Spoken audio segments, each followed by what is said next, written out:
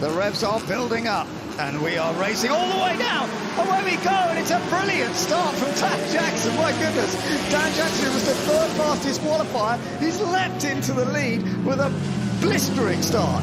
Yeah, Michael Watto also, he got a dreadful start going back. Glenn English there, just going around the outside. But as you say, Dan Jackson got a great start, and Graham Higlett as well. He looks like he might have even slipped up into the lead here. Yeah, this is good. Graham Higlett, number 50, has managed to sneak through. So Graham Higlett, who was second on the grid initially, and it looked as though Dan Jackson was good, taking the advantage, but he's done really well. Jackson now in second place. They're being chased by Michael Russell with the green bike that was on pole. Yeah, Michael Russell just went around the outside there of Levi Day, and he's up to third already. Yeah, so this is looking like a good battle, as we expected, down into Lavant for the exit of this corner onto the longest straight of this Goodwood circuit. Everybody keeping it all under control so far. And in fact, number 7, Alex Sinclair's made up a lot of time. He started at the back. He's made up a lot of places already, so we'll see how far that goes. But here we are with the battle up front, and nothing to choose between Dan Jackson, who's got back in front, I think. Graham Higlett back down into second place, but under pressure from Jeffrey Vermeulen, number 36, who goes second now. Yeah, nice. Dan Jackson there, just had the inside line, so made it really, really difficult. Obviously, we've got Dan Jackson on the TZ350, the 1980 bike, then we've got those 3-4 strokes in a row. Yeah, it is all very, very close, but that is making a little bit of a break now for Dan Jackson. The Harris Yamaha TZ350, as you say, is definitely getting away a little bit. Is he going to be able to open it up all the way? Meanwhile, a bit of a battle going on. Glenn English is making up some ground. Glenn qualified down in 9th, number 25, and Glenn is definitely moving up the order a bit here. Yeah, he is. You can just see him in the background there. He just looks like he's getting a slim start. But look at this, how Glenn English has made so much ground. He's up to second. That's an incredible job, really. I mean, here comes Vermeulen, though, around the outside. So Vermeulen there on that beautiful Norwich Westlake motorcycle. But yeah, Glenn English did a great job. As I say, he just sort of felt a little bit rusty. He said it wasn't really clicking this morning. He said he could have done with a few sessions, but obviously you don't have that here. You just got to get out and get going. He's just coming back up. He was the man who was so dominant. Here comes Glenn English. He's going to get the toe as he comes down past us on the start-finish straight. Not quite close enough. But up front, Jackson is making the break. He's won this race before. But of course, remember, to win it totally, you've got to get both races today and tomorrow. Look at that. Russell, so late on the brakes there. He got past a couple of times, but he's really scrubbing. Yes, he's up into second, so he is really going. So it'll be very interesting to see. He's got a bit of clear track now. It'll be interesting to see what he does on this lap. The gap as they cross the line, we'll have a little look. It was 1.9 on the last lap, and what is it on this lap? It's 2.8. The fastest lap of the race goes to Russell. And now just being a part of it, but up front, is the race leader going to be coming under more pressure? I have to say, Russell's just done a very good first sector. He is closing that gap a bit. Yeah, he is, and he's just got that sort of clear track, and he's really been able to use it. It looked like he was just getting held up a little bit. Battle for third, as you say, that's still very close, isn't it? Yeah, Levi Day's just moved up, so he's ahead of Vermeulen now into third. And look at that, he's shrunk that by half. Remember, it was 2.8 seconds when they crossed the finish line in the last lap. Then it's Levi Day, then it's Vermeulen. Let's have a look at it now. Yeah, this is surely going to be coming down that gap just a little bit. Yeah, look at that. 1.8, he was a second quicker. Levi Day now just seems to be edging away from Vermeulen as well. Yeah, no, he's got that third place fairly safe. But look, as you say, it is the battle up front now, because the gap has come right back down again. And surely now, as we go on to lap 5 out of 6, we have definitely got a battle on our hands for the race victory. The two different class of bikes will be competing against each other here. Dan Jackson on the 350cc two-stroke up against the 750cc Triumph, and it's going through. He's going through. Michael Russell has already passed. He was so planted round there, so compliant. You watch Dan Jackson's 350 just looked a little bit hard, a bit nervous, didn't look like he was taking the bumps, and Russell just cruised round, back marker there as well coming up. That looked like number 67. I think that's Gordon Russell. That's his father coming up. So Michael Russell was about to lap his father, and they've both gone through safely.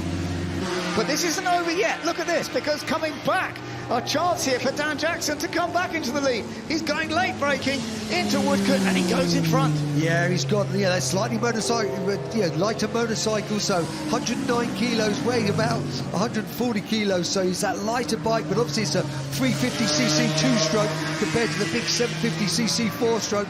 So it is at the moment, it is the Hailwood Trophy leading the Sheene Trophy, but what can he do? Checker flag. Oh, it's what? Yeah, they gave the checker flag. I thought we were going to see another lap. I did as well.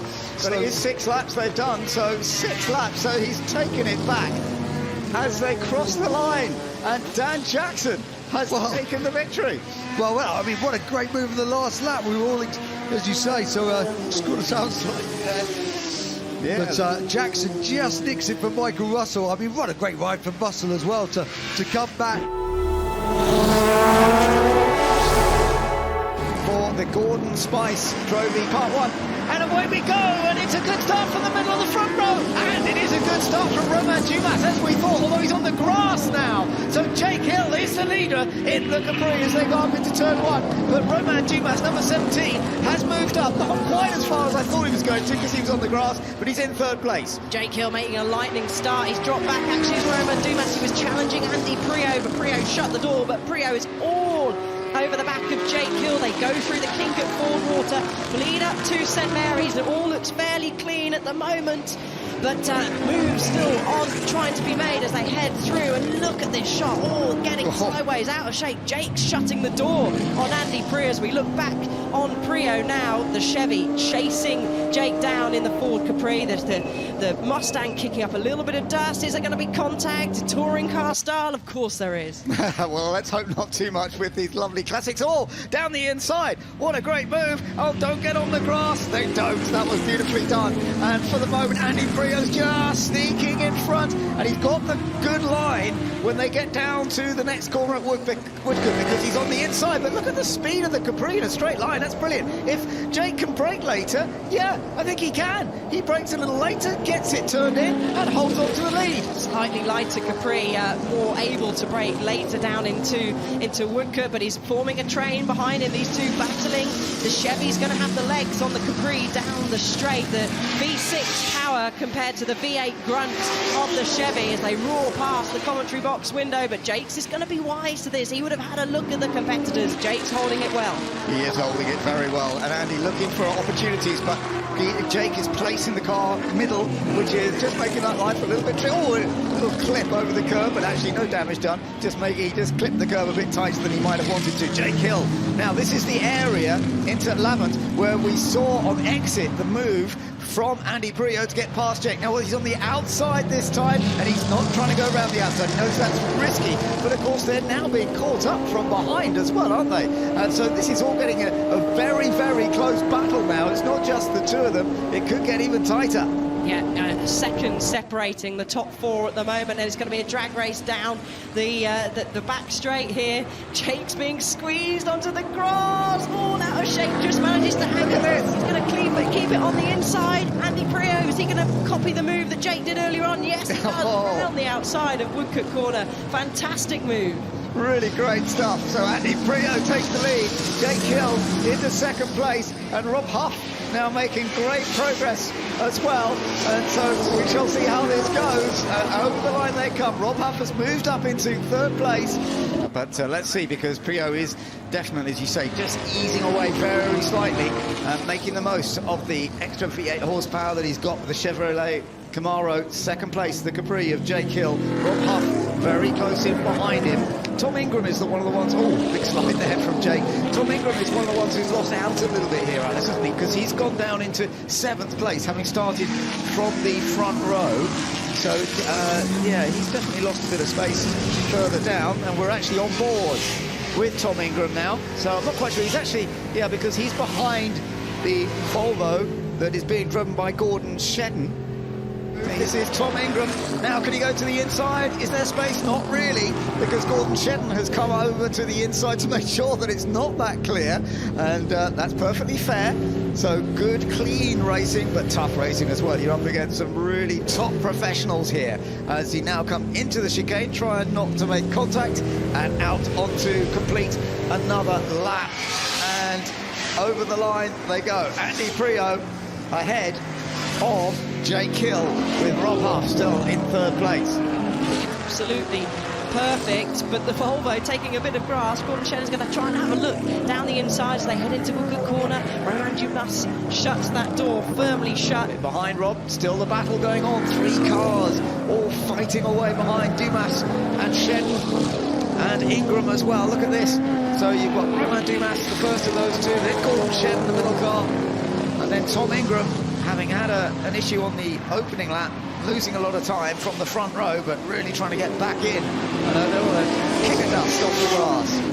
Grass on the inside, kicking the dust up in the face of Tom Ingram, but Tom's got a good run as they go through the kink. We're riding off board with him now. You can see he's still fighting the car, whacking the lock on as he goes through the kink, and I think he's done it and he's waving. That's your traditional sign. Okay, let's not battle, let's go, let's work together, let's not lose time in battling, and let's chase down and try and hunt Roman Dumas in the Ford Mustang just in front, but Tom Ingram all over the back. He's got a gear change. Wide, you see a misshift gear that's forced him onto the dusty part. It's quite dusty offline, as we've seen, but actually worked in his favour. Maybe an error from the Mustang in front as Tom goes, thank you very much, and a thumbs up. We've got a problem. Andy Prio. Andy Prio is being passed, and that means that Jake Hill has taken the lead of the race. Andy Prio has a problem with the car. Oh, what a shame for Andy, because he's been doing a great job. It means that Jake Hill is now leading. Rob Huff is up into second place, and now this is, oh my goodness, the Volvo nearly taking out the barrier. I think just managed to avoid it. Gordon Shedden just held it there. Well, they were slightly distracted by the slowing Chevy of Andy Prio, but he was doing so well. He was stretching the gap out front, pulls into the pits. A dejected team walk over and have an ill look and find out what's wrong, but that was good car control from Gordon Shedden there. Let's go down to Ed. Andy, what happened? It just overheating on the last lap for sure, and we've just lost a water pump, which is a shame. The car's been brilliant, you know, it was lovely to qualify so well. I had a fantastic race with Jake, really hard, really fair. Nice to be leading again, not bad for an old dog. Yeah, we'll have another go tomorrow. Looking forward to the shootout next. Sad we didn't win for the guys because they worked really hard on the car, but that's what's nice about Goodwood. You go and race hard, and it doesn't matter win or lose, you have a good time. Well driven. Thank you. Cheers, guys. Yeah, this is a great effort by him. Race time to 0, and Jake Hill, who had that battle early on with Andy Prio, but it's just since Andy's been out there, he's been holding that control, but it is looking like it's going to be a Ford Capri 1-2 in the Gordon Spice Trophy this time, which is fun to see, beating the American cars on this occasion. Sometimes the Camaros have that bit more pace. We've still got this lovely battle going on for third place, but I don't think Tom Christensen's going to be able to do too much now to try and take a podium position. Jake Hill coming up towards the chicane then. Everything going absolutely according to plan. A little bit of a trip onto the grass for Rob Huff as they come over the line. The checker flag is out. Jake Hill takes victory from Rob Huff by just over a second in the end. Tom Ingram gets the final podium slot with Tom Christensen in 4th place and getting some very useful points for his house, no doubt about it. Matt Neal in 5th place. How poor will Mark Walker's be? Start from the front row. He's lost 1, 2, 3, 4, 5 places. He's dropping down to 6 or 7. The Beast Centurion is going to come past, and then the pole starter will have his work cut out. And a brilliant start from Ben Collins, got up into 2nd place. But Julian Majoub, middle of the front row. The Sunbeam Indianapolis, thank you very much. Outside of the front row, Rob Hobbard started 3rd, is still 3rd, but down in 1, 2, 3, 4, 5. 6th position is Mark Walker. He's tucked in not too far behind the Beast Centurion. Very, very different beast. He's making a move on. No, I tell you what, he's even further back. An incredible sight. Okay, what you need to look out for is the driver with the yellow leathers and the white helmet with the red stripe down the middle. There he is, car number 200, but he's really going to have to charge, not just to pass the first few cars. He's got to get off after Julian Majoub, who's making his escape at the front of the field. And he's got to make those passes safely with his open wheels, really heavy cars, very small brakes. I mean, you can see the size of the brakes, and they're only on the back wheels. So, whilst everybody wants to have fun and be competitive, you've got to pass so carefully with these cars. You know, there's so many little bits of information that come in an SFH race. You almost need to stand back and go, what do you mean they've only got brakes on the back wheels? Go with it. That's what the drivers have to do. And banded brakes, you know, they're not big disc brakes. Some of these have got tiny... Ooh, a bit of a moment from James Collins. A bit of a tank slapper for him. But just listen to the putt of these low-revving engines, but they've got so much torque. Mark Walker is about to pick up a position, or is he? No, he's going to have a little bit of caution. Oh. He's seen half a gap, and he doesn't normally need that much space. He just picked off three drivers. Three abreast. Well, he's a man in a hurry. He's always a man in a hurry. But when your race starts, is only 4 laps, and you know your car's going backwards. And so he's up to 3rd position. The next target is the Fiat S76 of Duncan Pittaway, the yellow and black helmet, inimitable across the years. But you can just see Mark Walker sort of hunkering down in the car, trying to get low. There's no chance of getting low, but he's trying to just swing with the car. But all along, haven't got to the end of the opening lap. He's going to be looking up the track. How far ahead is Julian Majou? Julian is already out of the chicane, accelerating beneath our commentary box, while having to be held up by the S76 is Mark Walker. Yes, you cannot see ahead when you're behind an S76 Fiat. But the big question, look at that sheer acceleration, the smaller, lighter, torquier. There's Ben Collins just holding on more or less to the tail end of Julian Majou. Okay, Rob right. Hubbard. Yeah, let's clarify the situation. So it is exactly as that. Hubbard in 3rd, Walker, sorry, I thought he got up into 3rd. He was actually in 5th at the time, then gained another position passing the Fiat. Now he's in 4th. As such an experienced driver, he knows exactly what he needs to do. He won't overdrive the car. He'll just keep just enough ahead.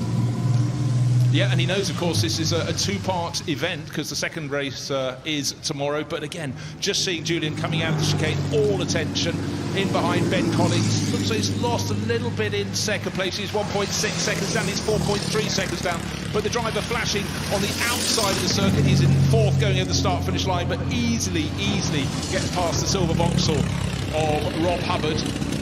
He's got half the race to go. He has a gap of 7.5 seconds. So that lap, he managed to take 2.5 seconds. My maths, I think, is good enough to suggest he'll need at least 1 more lap than he's going to be allocated.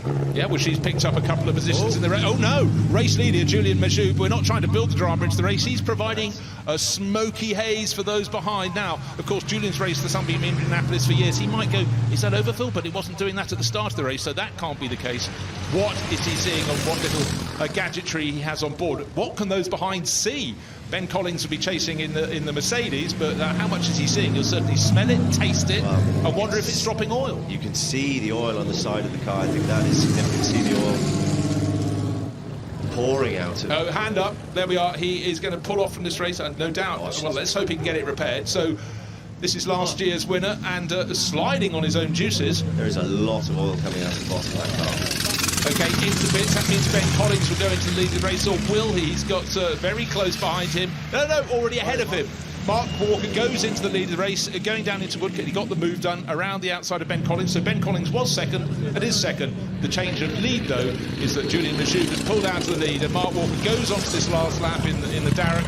And he is pulling away, fastest lap of the race. In fact, he just improved by a mere 2 and a bit seconds on that lap. So 1 minute 53.5, way quicker than anyone else has managed. Advantage goes to Mark Walker. He really had to fight. He's already coming up on the tail enders in the field, but he'll know how to pick his way round. We saw him on that opening lap going down the middle of 3 cars and making that work for himself. So he's got this ability, Charles, to place this car where he wants it, which is really quite useful. I love with these races with the early boarding cars is you can see precisely what the driver is doing because they're sitting up so high, so exposed. Windy place to be. Don't want your feet touching the rear end of the engine there, but the chicken wire protects Mark Walker's feet.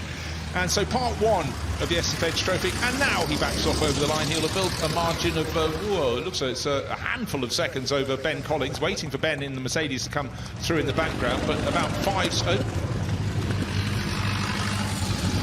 No, the checkered flag is out after 4 laps as predicted. Margin of victory nearly 7 seconds, so that was an astonishing run.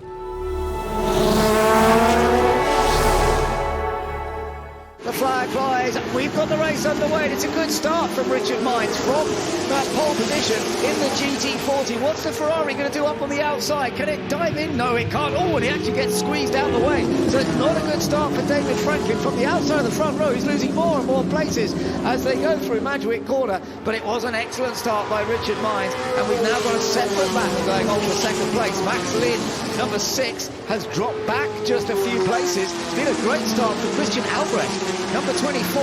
That GT40 has moved up into second place. Has great start. Also, Joe Twyman in the Alva has started on 9th on the grid, and he's already moved his way slightly further up the field. So a great launch from the lightweight Alva, mixing it up with the slightly bigger beast as a lock up further back in the field as they head up the hill now. There is the number 75 Alva of Twyman having a look down the inside. He's got one of the Fords right up behind him as well. That's the number 21 of Andrew Smith. But a great start from one of our fours. And yes, sorry, Ben. Yeah, no, I was just going to say, look at this. This is a good performance from Ben Mitchell in that little Chevron V8. A lovely little car. It hasn't quite got the straight line speed, but it is very rapid around the corners. And Ben was very quick in qualifying. Let's see how he gets on here as well, because it could be very, very close in these early stages of the race. There's some battles going on. We saw Andy Newell, number 16. He's also having a little look up the inside and has made a place there, actually. So Andy Newell in the Chevron V6, just managing to squeeze past Jeremy Cottingham in the GT40. So leaders over the line, and it's gone extremely well. It is actually the number 6 car, sorry, so yeah, I was calling it a little bit long. So it's Max Lynn who is currently out there in front, isn't it? It is. So great start by them, but the number 21 car slides its way through up into 3rd place now. So past Ben Mitchell, and we look, oh, I thought he was going to brave it down the inside into St Mary's. That would have been very brave from the 21 of Smith, but he's held his position. He's waited slightly down, further on down the racetrack. Oh, look at this. This is a move for Ben Mitchell, getting past the GT40, and yes, he's made it work. That was a lovely move to nip past, and Mitchell has got himself up into 2nd place. So, but as you can see, the speed down the straight, the big V8 at the back of the GT40, he cannot compete against that in a straight line. No chance, and that's why he's got to try and make as much as he can through the corners. We got a drag race of 2 Ford GTs heading down into Woodcote as they jump on the brakes. You can go around the outside there. We've seen it happen in previous races here this weekend, but not able to do so. So on the brakes, try once again, the 21 of Smith, and tuck in the toe, moves to the left, moves to the right, trying to distract the number 9, and you're going to be very brave if you're going to hold it round the outside of Madrid Corners. He's going to give it a go. Yeah, he's having a go at it. The Richard Mines is trying to defend. Richard, who started from pole, but it was Rob Huff who had earned that pole. Oh my goodness. Andy Newell did a good job. Sorry, not Andy, no, Christian, trying to do a good job there of, it's actually Andrew Smith. He's got the line. Andrew Smith has gained the place. So Andrew Smith has found a way through the car that he's sharing with Ollie Bryant, and they started that down in 10th place. But look at this. You've still got the battle going on for 2nd position right now. Still moves being made further back. There's the 22, and a little bit of smoke, maybe bodywork rubbing on the inside, but Katsu, he's firing on through, making gains. This car looks so good in qualifying. John Davison in the number 63. But further, we've got that battle for 2nd still going on, and now he's got back in front again, hasn't he? He was. I mean, if he can hold it, so this is a long swoop round Lavant corner. He's actually got a decent gap now down the Lavant straight. But I feel that the Ford will be right on the tail of Ben Mitchell. Oh, he's going to have to hold the inside line, make the Ford go around the long way.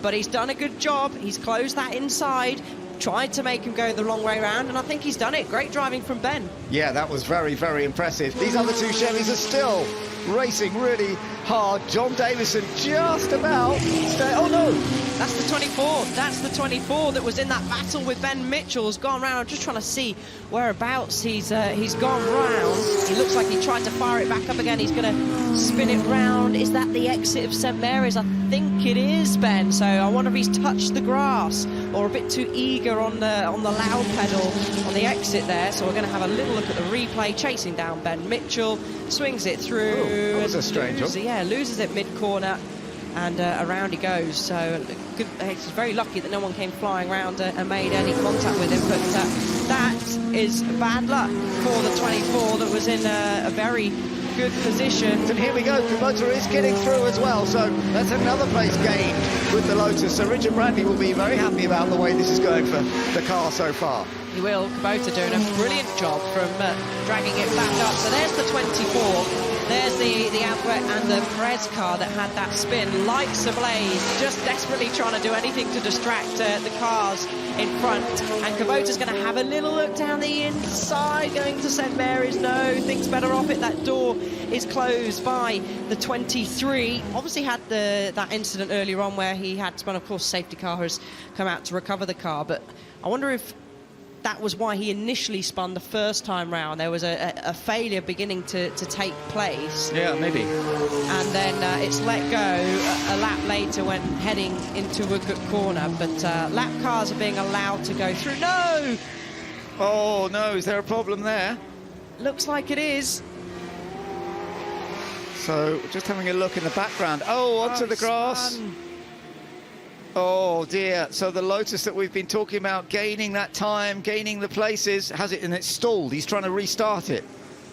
Has he got it going? We'll have a look. No, he hasn't. Oh, that's big disappointment. Oh, he might have got it going. It's trying to fire. We can see puffs of smoke coming out back, so he's got it going, but he's undone all that hard work. He'll sink all the way down. I'm just having a look down 19th, 20th place. So devastation for them, but they're still in the race. So unfortunately, safety. Red flag. Now that's a bit strange. We were not expecting a red flag, so that implies that they've come across some other issue that they've had to ask the red flag to come out to actually stop the race completely, and it will have to presumably be restarted. Yeah, I wonder if there's a problem with putting the car on the back of the truck. Here we go, we're getting ready. Will be raised, Ben, and then we'll be underway. Race underway once again, and it's a good start. The Chevron on the outside, Chris Ward actually makes a very good start. Number 16 rather, getting a very good start round, but in the end it is the experienced Audrain Motorsport with the number 6 GT40 who gets it going enough to take the lead of the race. No great surprise there, but we will be keeping an eye on some of the cars behind, trying to make their way up. See the Lotus in the background, by the way, the yellow Lotus, which we do believe Richard Bradley's going to make up a lot of places with. Yeah, the cars flicking left, flicking right, the headlights ablaze on majority of the cars. They come over the crest through Ford Water, then they'll go into the first part of St Mary's, but a strong start from the number 16. And there's the number 20 of Frank Stippler. Well, he certainly got tyre temperature into those tyres, didn't he, Ben? He's jumped all the way up to 14th place. Yeah, Frank Stippler's doing a fantastic job with the Ferrari, isn't he? Really going well with the 206S, and he's gaining more places. He is one to watch, there's no doubt about it. Actually, Sam's doing a good job here, holding on extremely well. And the Lotus now might have a chance for the Ferrari. I wonder if we're going to end up seeing the Ferrari and the Lotus doing a bit of battle here. Goes Frank Stippler then, gaining some more places as he comes over the line. Where is he now? Yeah, he's up into 11th place, so he's nearly into the top 10. Into the first corner there. Tickles the grass on the exit of Madwick, and fastest lap of the race as well. So a man on a mission. The Lotus, in the meantime, is also gaining more places. So Richard Bradley in that number in the number 22 yellow Lotus, just gaining another position. So well up in the top 10, but I think he is going to come under pressure from the Ferrari pretty soon. Just look at the speed and the challenge that Frank Stippler's putting in. Dives down the inside, gains yet another place. Let's just see where this puts him then as they come over the line. Yeah, he is gaining more all the time. So this is going well for Rob Huff. Charging through the field, and the drivers know they've only got a short period of time. This is technically a sprint race. It was originally a 45-minute with a pit stop included, so they know they've got to crack on. They can't hang around and lose too much time by those in front. Frank Stippler with the fastest time of the race, over 8/10 faster than that of Lotterer out in front. And there's Richard Bradley and Stippler now. These two fast drivers. Bradley leaves the door open slightly. That allows Stippler to go through. but the 22 of Bradley will hope to hook a line onto the back of that Ferrari and drag him up through the field. He's been making good way. Don't lose too much time, guys, battling, because you're both two of the fastest drivers out on track, and you can certainly make your way further up the field. Right, here you go again. So where's Frank Stippler going to go this time? I'm astounded by his pace. He's coming through traffic, but he's 2 seconds faster than our race leader. He's on fire. He's going to have a look down the inside into St Mary's. 66 of Alex Brundle sort of gives him the shoulder to make him go the long way round. Now he's behind the Sam Mitchell car, so he's picking them up one by one. He's going to get 2 heading into Lavin. His speed through there is remarkable, isn't it? That Ferrari is working so well here at Goodwood. Oh, no. Richard. Oh, what a shame. Richard Bradley, who we were talking about as being a part of that battle. I don't know what's happened with the Lotus. Here you are then, 1, 2, 3. Going across the line, Audrain Motorsport with a gap of only half a second here over Chris Ward in second place in the Chevron B6, and then in third place Rob Huff in the other GT40, and there's some more GT40 battling going on that's all getting a little bit close. Do you know what? I wouldn't be surprised in the next couple of laps that Frank Stippler's going to be on the very back of this battle for first place. 1.5 seconds splitting the top 3. I remember Frank started at the back of the grid. I mean, I don't know how he's done it. Absolutely insane. Fighting his way through, kept it very, very clean. But up front, it is still Andre Lotterer, but not by very far from Chris Ward, who's doing a fabulous job in second place. But Chris is now under pressure from Rob Huff. Rob Huff in that number 9 Ford GT40 is really now looking for a way past as they come down towards St Mary's. On the way into St Mary's is not a particularly good place. It's out of St Mary's into Lavant that there is sometimes an opportunity, or you wait and go for it down the straight, and that might suit him. That might suit him a little bit better. He's going to have more grunt than the Chevron in front of him, but actually got all out of shape. Wow. I would have lost made a mistake.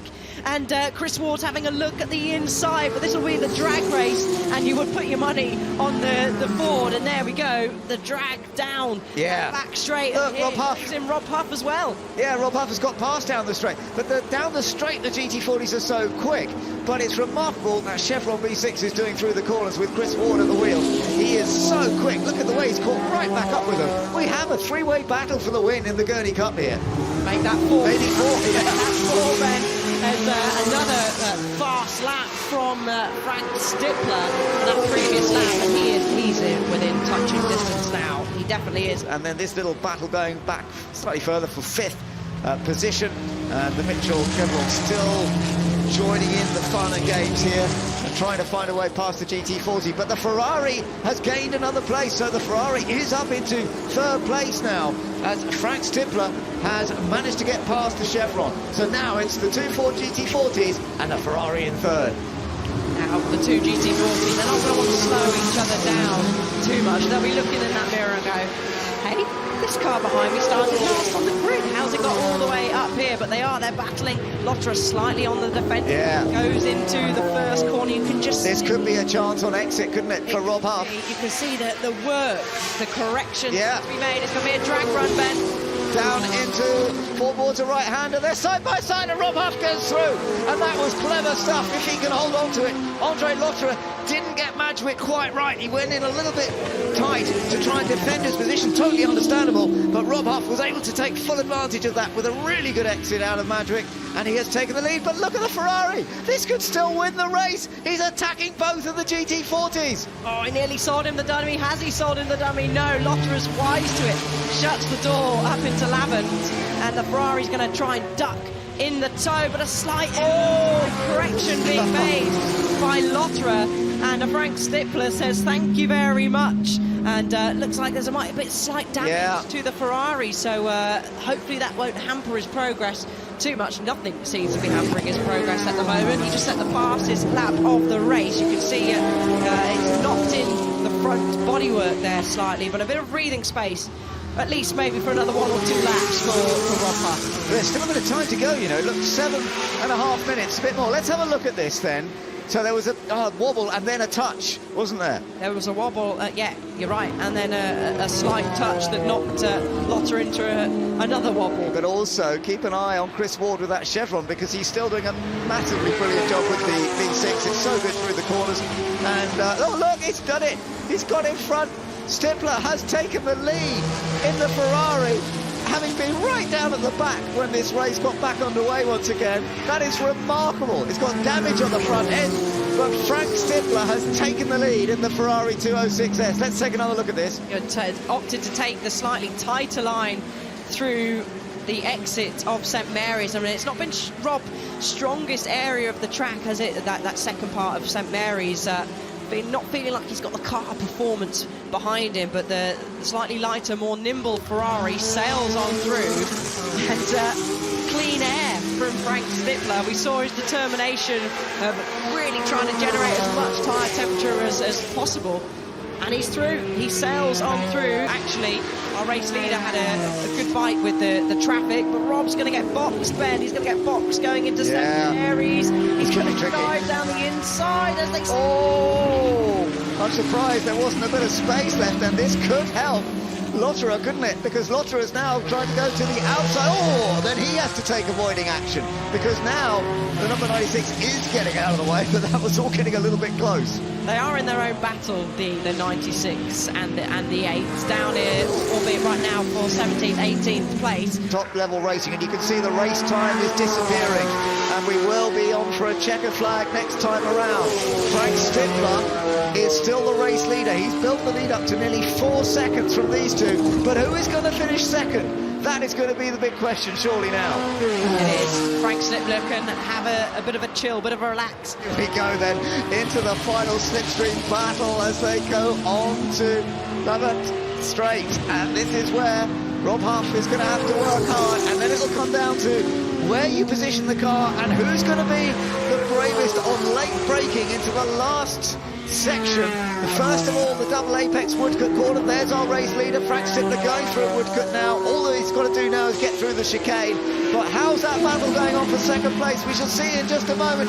Here comes the race winner of the Gurney Cup. It is Frank Stippler sharing with David Franklin. They have taken the victory with the Ferrari, and second place does go to Rob Huff and Richard Mines in the GT40, with Andre Lotterer and Max Lynn having to settle for third in their Ford GT40. There are some other good battles going on, but my goodness, what a performance that was by Frank Stippler to make it through so many cars when that race was restarted and to take a victory. That has been one of the most remarkable wins we've seen in quite a long time. Members meeting 82, the checkered, the Union flag is dropped. A very good start from the first two starters, not good starts at all from Clive Richards outside the front row. We've got the whole field away. The car from the middle of the front row fleetingly takes the lead, and that's Alex Ames, but look to see if he can go up the inside from pole man. Sam Wilson, no go. He's dropped back into second, being challenged from the slow starting Lotus of Clive Richards, so he atoned for that poor getaway. The white Lotus with the orange helmet of Chris Goodwin in fourth place, and second place has changed hands. A little Merlin is in the pack as well, hunting down at the front. That's Callum Grant. Yeah, but a good start from Alexander Ames. He got ahead into Patrick, and he's been able to control it. Sammy Wilson, oh! Well, he got the Cooper absolutely sideways, got it straightened out before he had to turn them through St Mary's, and he's consolidated that position. But wow, that was a scary moment, but there was a big commitment, and he paid off. Well, that was the whole bucket of brave pills, but what a brilliant start from Alexander Ames. He's got the lead, but Sam Wilson, we know, has got particular pace. Actually, they're only a tenth of a second apart in qualifying. Callum Grant going really well in that red Merlin with the yellow stripe from nose to tail, and certainly pushing very, very hard to see if he can depose Clive Richards. But Clive in that red Lotus holding on to third place, but you sort of just sense that Callum Grant is going, I'm not hanging around, I'm going to be making a move very soon indeed. So down to Woodcote for the first time, clear lead for Alexander Ames. He's got about a second of an advantage, but you can see Sam Wilson is very, very happy under braking. He's so super late with that green and blue helmet. He's closing in second place. Chris Goodwin down to fifth place. He should be able to fight back. Well, Sam Wilson in the Cooper pushing very hard. You could even see under braking coming into the chicane. The car wasn't entirely stable, but that's just simply because he was carrying a lot of speed, trying to get the car slowed down to go right then left. There you can see the gap is closing. When they came across the line, it was just 3/4 of a second at the end of the first flying lap, and I suspect that might even reduce before we get to the conclusion of our second lap. The tail of Ames comes up, tries to get down the inside, coming down Lavin straight, but he's going to be on the left coming into Woodcut, and that's going to be advantage. Again, look how unstable the Cooper looks under braking, again, just because Sammy Wilson brakes so late, so hard, and the car's dancing in the head of a pin. Textbook driving from Alex Ames in the lead of the race. He was saying, if you're going to come past, I'm only offering you the outside. You can try it if you want, but I think I've got the better line. So, nose to tail. The quicker car does appear to be the Cooper of Sam Wilson, tucked in behind, but only by a tiny fraction. In fact, he was at 1/3 of a second faster on that lap. But look, another move coming, and it's the change for third place. It had been coming for several corners. Great move from Callum Grant. Yeah, that is a classy overtake coming into Madgwick. You launch yourself up the inside. You compromise the car on your left, so you can control what he's doing, and in the meantime then you can get your head down and make progress. So how long will it be before the Merlin catches up to the tail of the Cooper, looking to find a way? Oh dear, how close can these two cars get? What's one of the toughest parts of the racetrack to try and make an overtake? And Brabham just clips the curb as he enters into the second part of St Mary's, and that was a moment, hard on mouth moment. Yet another attack. He's dropped Clive Richards, but Clive may be able to close up again, because two cars fighting can delay each other, three cars even more so. But Callum Grunt, super brave. That little nose of his Merlin right under the tail of Sam Wilson's Cooper, and yet Clive Richards is trying to hang on in the back. But are we about to have a change to lead? No, yes, possibly. Maybe. Answers on a postcard. Yes, side by side through forward of the Merlin, trying to swoop around the outside, and it has done so. And that's maybe compromised the Cooper, which was looking to go up the inside coming into forward water. And Merlin sweeps around there into St Mary's, hard in mouth moment, and gets the lead and pulls away. And Clive Richards trying to hang on in fourth place, but now here comes a move from Sam Wilson. Remember, he doesn't really bother with braking very much, and into the lead he sweeps. Yeah, carried a little bit more speed on the exit of Madgwick, which gave him the benefit. So, is it a trio? Is it a quartet? Yes, it's a quartet, just about hanging on the back, the yellow nose of his red Lotus, Clive Richards. And again, as moves happen in front of him with Callum Grant at his favourite point on the circuit, is trying to sweep around the outside of Sam Wilson. Sam's maybe even seen that move 2 laps ago. He holds the inside line in the first part of St Mary's. On the tail of his Cooper, swinging around. The Merlin tucked in, over the crest of St Mary's, down into the dip and up on the rise into Lavin Corner. This is a great place to overtake you, but Sam Wilson's looking in his tiny little mirrors. Is there a gap? Not enough, even for that narrow Merlin to dive into. Red Lotus at the back of that quartet with the yellow nose is now starting to trouble Alex Ames. Alex has been attacked from absolutely all sides, and again a back marker cannot get out of the way, and that has been advantage Sam Wilson, car number 52. Just nowhere to go. The Cooper of Jeremy Dealey tries his best, but battle rejoined on the exit. This is just fabulous. And by the way, just at this point in the race, the top Taylor Cup class car is in 7th place, Andrew Hibbard. We'll come back to that later, because the battle in the front is just brilliant. Callum Grant prevails for now. So he's found his way past the Cooper, and and look again, Sam Wilson just pulls out. He seemingly has got good drive on this lap off Madgwick, gets up alongside and takes the advantage going. Pre-aerodynamic days, you could just see the dynamics of a car moving around, how they're setting up the car for a corner, how they're carrying the momentum, and now back markers may have a role to play. Callum Grant, if you can get and go up the inside, they're going to go down through the middle. Sam Wilson has to go somewhere. Cooper just sort of in their path. Alex Ames in 3rd place has suddenly gained advantage. Now he's making a much better exit, not got past yet. Now he has into 2nd place, and his exit was so good he may be able to have the momentum to take the lead. But look, Sam Wilson said, tell you what, I'll grab that inside line. No, Callum Grant's going for the inside line. It chops, it's changes, it's a tuner race. Absolutely par excellence. It's absolutely brilliant racing, and that was really an illustration of Alexander Ames was able to read what was happening going into the chicane and didn't try to drive into the mess. He sat back momentarily, then got the drive off the chicane, got ahead of the Merlin. Now the Merlin has regained that advantage going into Madgwick and trying to come back. But the battle for the lead between Sam Wilson, who's now got one car between himself and 2nd place, Callum Grant, and where Alexander Ames 3 wide going through St Mary's. That's not on the script. Well, you just got to guess, and Clive Richards has done a brilliant job. He's regained the tail of that group. Here's our lead quartet: Wilson, Ames, Grant and Richards. So who's going to go into Madgwick first? I thought it was going to be Wilson. Look at that. Callum Grant just takes the dive down the inside, gets the track position, but he's going to lose it on the exit, because once again Sam Wilson has read that situation. He allowed the Merlin. He could have defended more aggressively, but it would have maybe resulted in a contact. look behind the Brabham. Alexander Ames, he's trying to get part of this action, coming now into Fordwater. Sam Wilson leads. Brabham just about second, almost wheel to wheel with the Merlin now as they come into the first part of St Mary's. Well, I mean, the amazing thing is, as you look at the graphic, it's almost out of date immediately, and they're setting a very high bar for the rest of the racing here on the second day. We know we got brilliant race card, but this is a really just outstanding way to start the day racing. Lead into the first corner, halfway down the lap, you're into third place, back into second. A mistake from Alex Ames in the Reg Parnell Racing Brabham, and he's lost momentum. Sam Wilson has finally got an advantage, but the speed that Callum Grant can produce from his Merlin, super brave, being driven absolutely brilliantly. Look, Alex Ames is coming back of him, a mistake on the lap at the straight there, and as soon as Grant gets an advantage, he loses again. But this is out and out. I cannot wait to hear the interviews post-race. They're all going to be popping and banging, chock full of enthusiasm. Again, traffic's going to come into play. It's the Brabham in the back of the Lucas. That was so close. A big lock-up from the Brabham. He had to really get... Look, his hand comes out of the cockpit. Use your mirrors, please.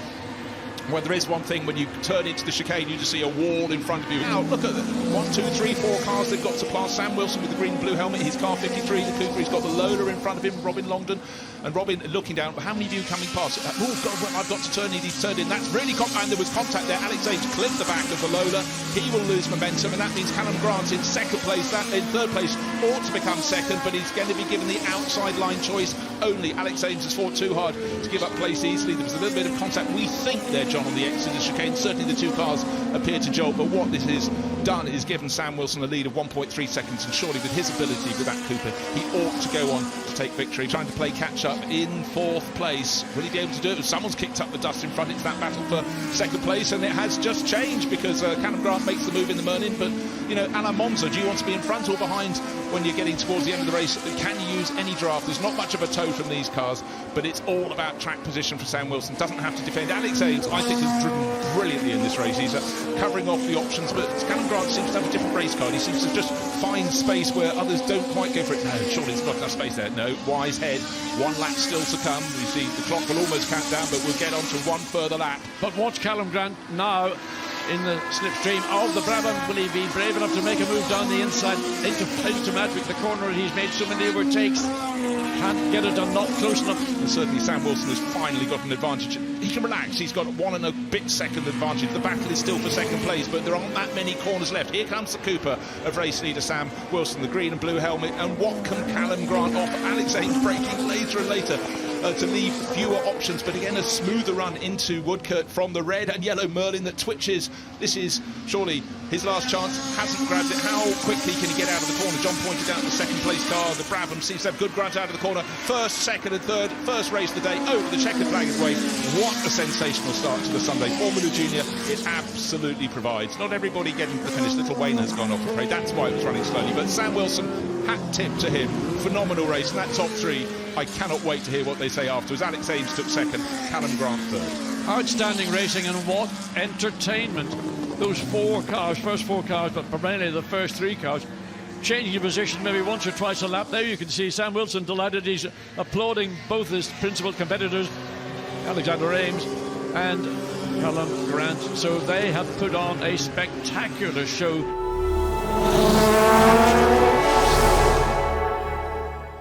The race is underway, the second part of the Hailwood Trophy and the Sheene Trophy, and let's see how this is all going to go. It's a very good start once again by Dan Jackson. He takes the lead. Glenn English into second place, and once again it's not been a great start for Michael Russell. No, Michael Russell very slow off the line, just struggling to get that going, but it's the two strokes out front. It is Jackson and just behind him Glenn English. Yeah, where is Michael? He's about sixth, I think. We'll work it out as they come round. But the man who was very rapid yesterday, so there you are, Dan Jackson, who took the victory in the end yesterday, but he's under a bit of pressure from Glenn English. Yeah, he is, and already Russell's up to fourth. So, you know, Russell, he's obviously not had any problems this time. He might have been a bit slow off the start, but he's going really well. Great drone shots there. Yeah, lovely seeing them from the exit of St Mary's down towards Lavant, where again it's getting into the double apex right-hander and then onto the long back straight where you really pick up the throttle and straight line speed all the way down here. It's amazing how even the early 1970s 750 powered bikes, there's similar sort of speeds even in a straight line to the 1980s, 250s and 350s. No change up front. Dan Jackson's doing a great job so far. Yeah, it is. So we've got the 350 TZs out front at the moment. And then we got Russell. You can see he's just coming in, very smooth, relaxed style. He's the first of the big 750s. Yeah, we'll keep an eye on, see who's in the quickest of the 250s as well. But Dan Jackson has just that little bit of command at the moment. As you say, though, I'm keeping an eye on Michael Russell in that 4th place. Little battle going on further behind as Alex Sinclair, number 7, is just trying to see whether he can make some progress. The top 2, though, are easing away a little bit, aren't they? Looks like it's going to become a 4-way battle as they come around Lavant once more into this double apex and then opening up the throttle and easing it out onto the long straight, and then just hoping that you've got that straight line speed. Tuck in as low as you can. But the sun is out, and here comes Russell. Yeah, but the problem is that Glenn English, number 25, we've just been told, has got a penalty because of jump start. So although he's still up there in this battle, he has got a 5-second penalty, I gather, and that, of course, that means he's got to get out in front and win by a big margin. That also means his chance of a podium slot are gone. So at the moment, and look, Russell slipped up into 3rd as well. He's got ahead of Levi Day. He's going to have a look up in 2nd here as well. With the Triumph Trident T150. There he is on the inside. Is he actually going to go try and further past? No, not quite, but he may be taking 2nd. No, not. And you saw English just let the brakes off a fraction, go around the outside. And is he going to go have a look up the inside? He is. You do not see a lot of passing there. He might run a fraction wide. No, he doesn't. He gets it turned and gets it fired out. So English, but Jackson just had that slightly better exit. He's back in the lead. You have another chance to go through here on the inside. Oh, look at that. He nearly went on the grass. He had his foot off. Yeah. Glenn English in 2nd spot. As a rider, if you have to do that, you mean you're in a bit of trouble. It is. It's just a slight misjudgment. Jackson just going about his business, hitting his marks, and let's have a look. I thought Russell's just slipped through to 2nd. Remember, the overall win is between number 55 and number 68. There's a little bit of debris, someone's belly pan by the looks of it. Moment it is. Let's have a look at that gap as they cross the line. So Jackson crossed the line, 26.5. Russell being passed. Looks. Oh, here's Levi Day. Can it take the overall win? We've still got this amazing battle going on for 2nd, though. Levi Day doing a great job. He's into 2nd place, but under massive pressure from Michael Russell. He has actually dropped back a little bit from this group. I'm not quite sure why, but here comes Levi. Levi Day going down the inside now to take the lead of the race. He has won this event in the past, but he's showing a great pace in today's race because yesterday was a little bit more of a struggle, but this is fantastic. And now Michael Russell in 3rd place. Is he going to find a way to cope with these 350cc bikes that are now both leading? The Yamahas are flying along at the moment. But it is Jackson back in the lead. But here comes Levi Day. As he knows he's not going to quite get there for the kink. Nearly, but not quite. And now Russell goes around the outside. Now we're seeing this sort of extra oh my goodness, that was close front to rear. But now he's tucking to the inside. He's taken 2nd. Can he take the lead? Yeah, and remember, this is the last lap. So at the moment, it's going to be Jackson.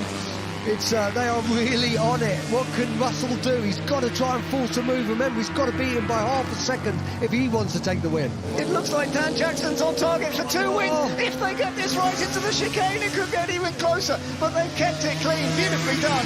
Getting past the other bike. And Dan Jackson has taken 2 out of 2 victories, and he is definitely the overall winner of the Hailwood Trophy this year. What a wonderful battle that was. It does mean that Michael Russell wins the Sheene Trophy because of the separate classes that these bike riders are on.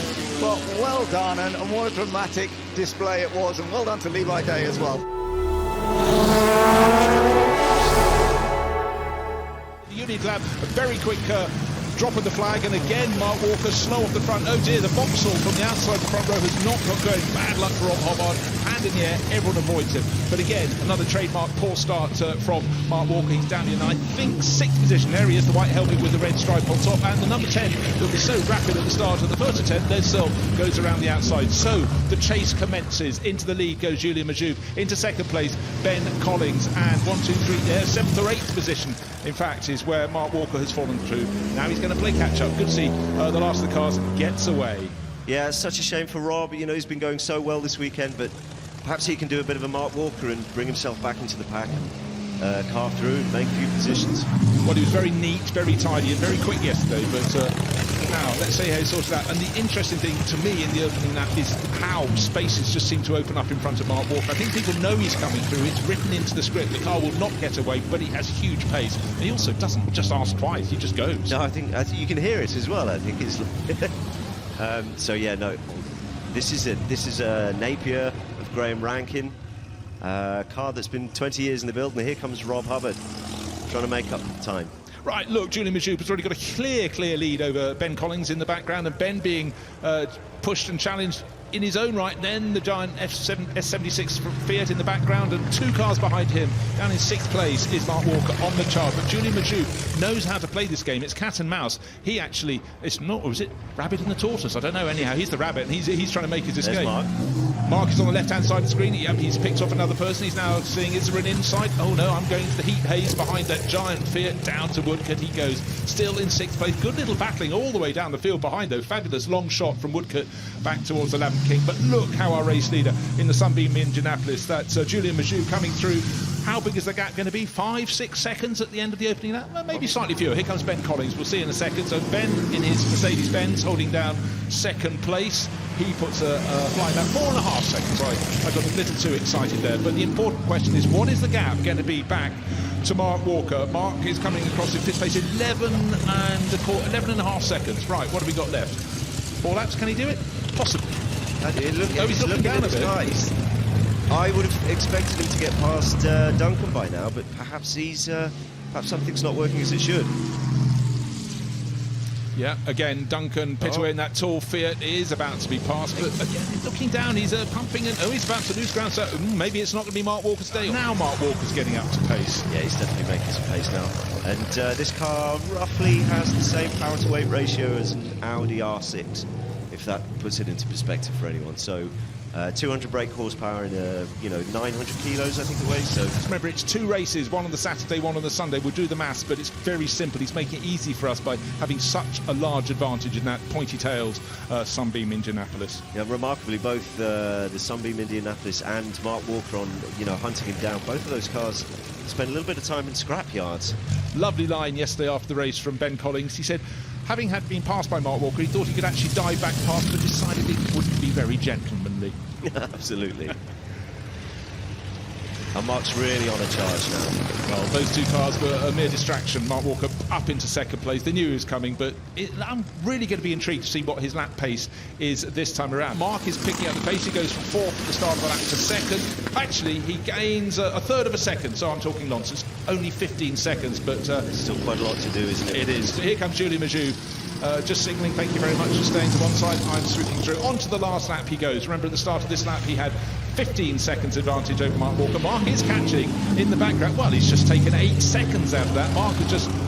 Well, that's extraordinary. He just did a 1:55, now a 1:49. So whatever the initial problem was, or is he just playing with us? Does he honestly think he can take another 6-7 seconds out of the race leader? There they are, both in the same shot, and how things have changed. So it'd be really extraordinary to find out what the problem was that Mark clearly had in the first lap of his chase. He's picked up the pace ever since, and using the grass on the outside of, I think that's BJ Malia. He's just going past the little Delage, the Voiturette.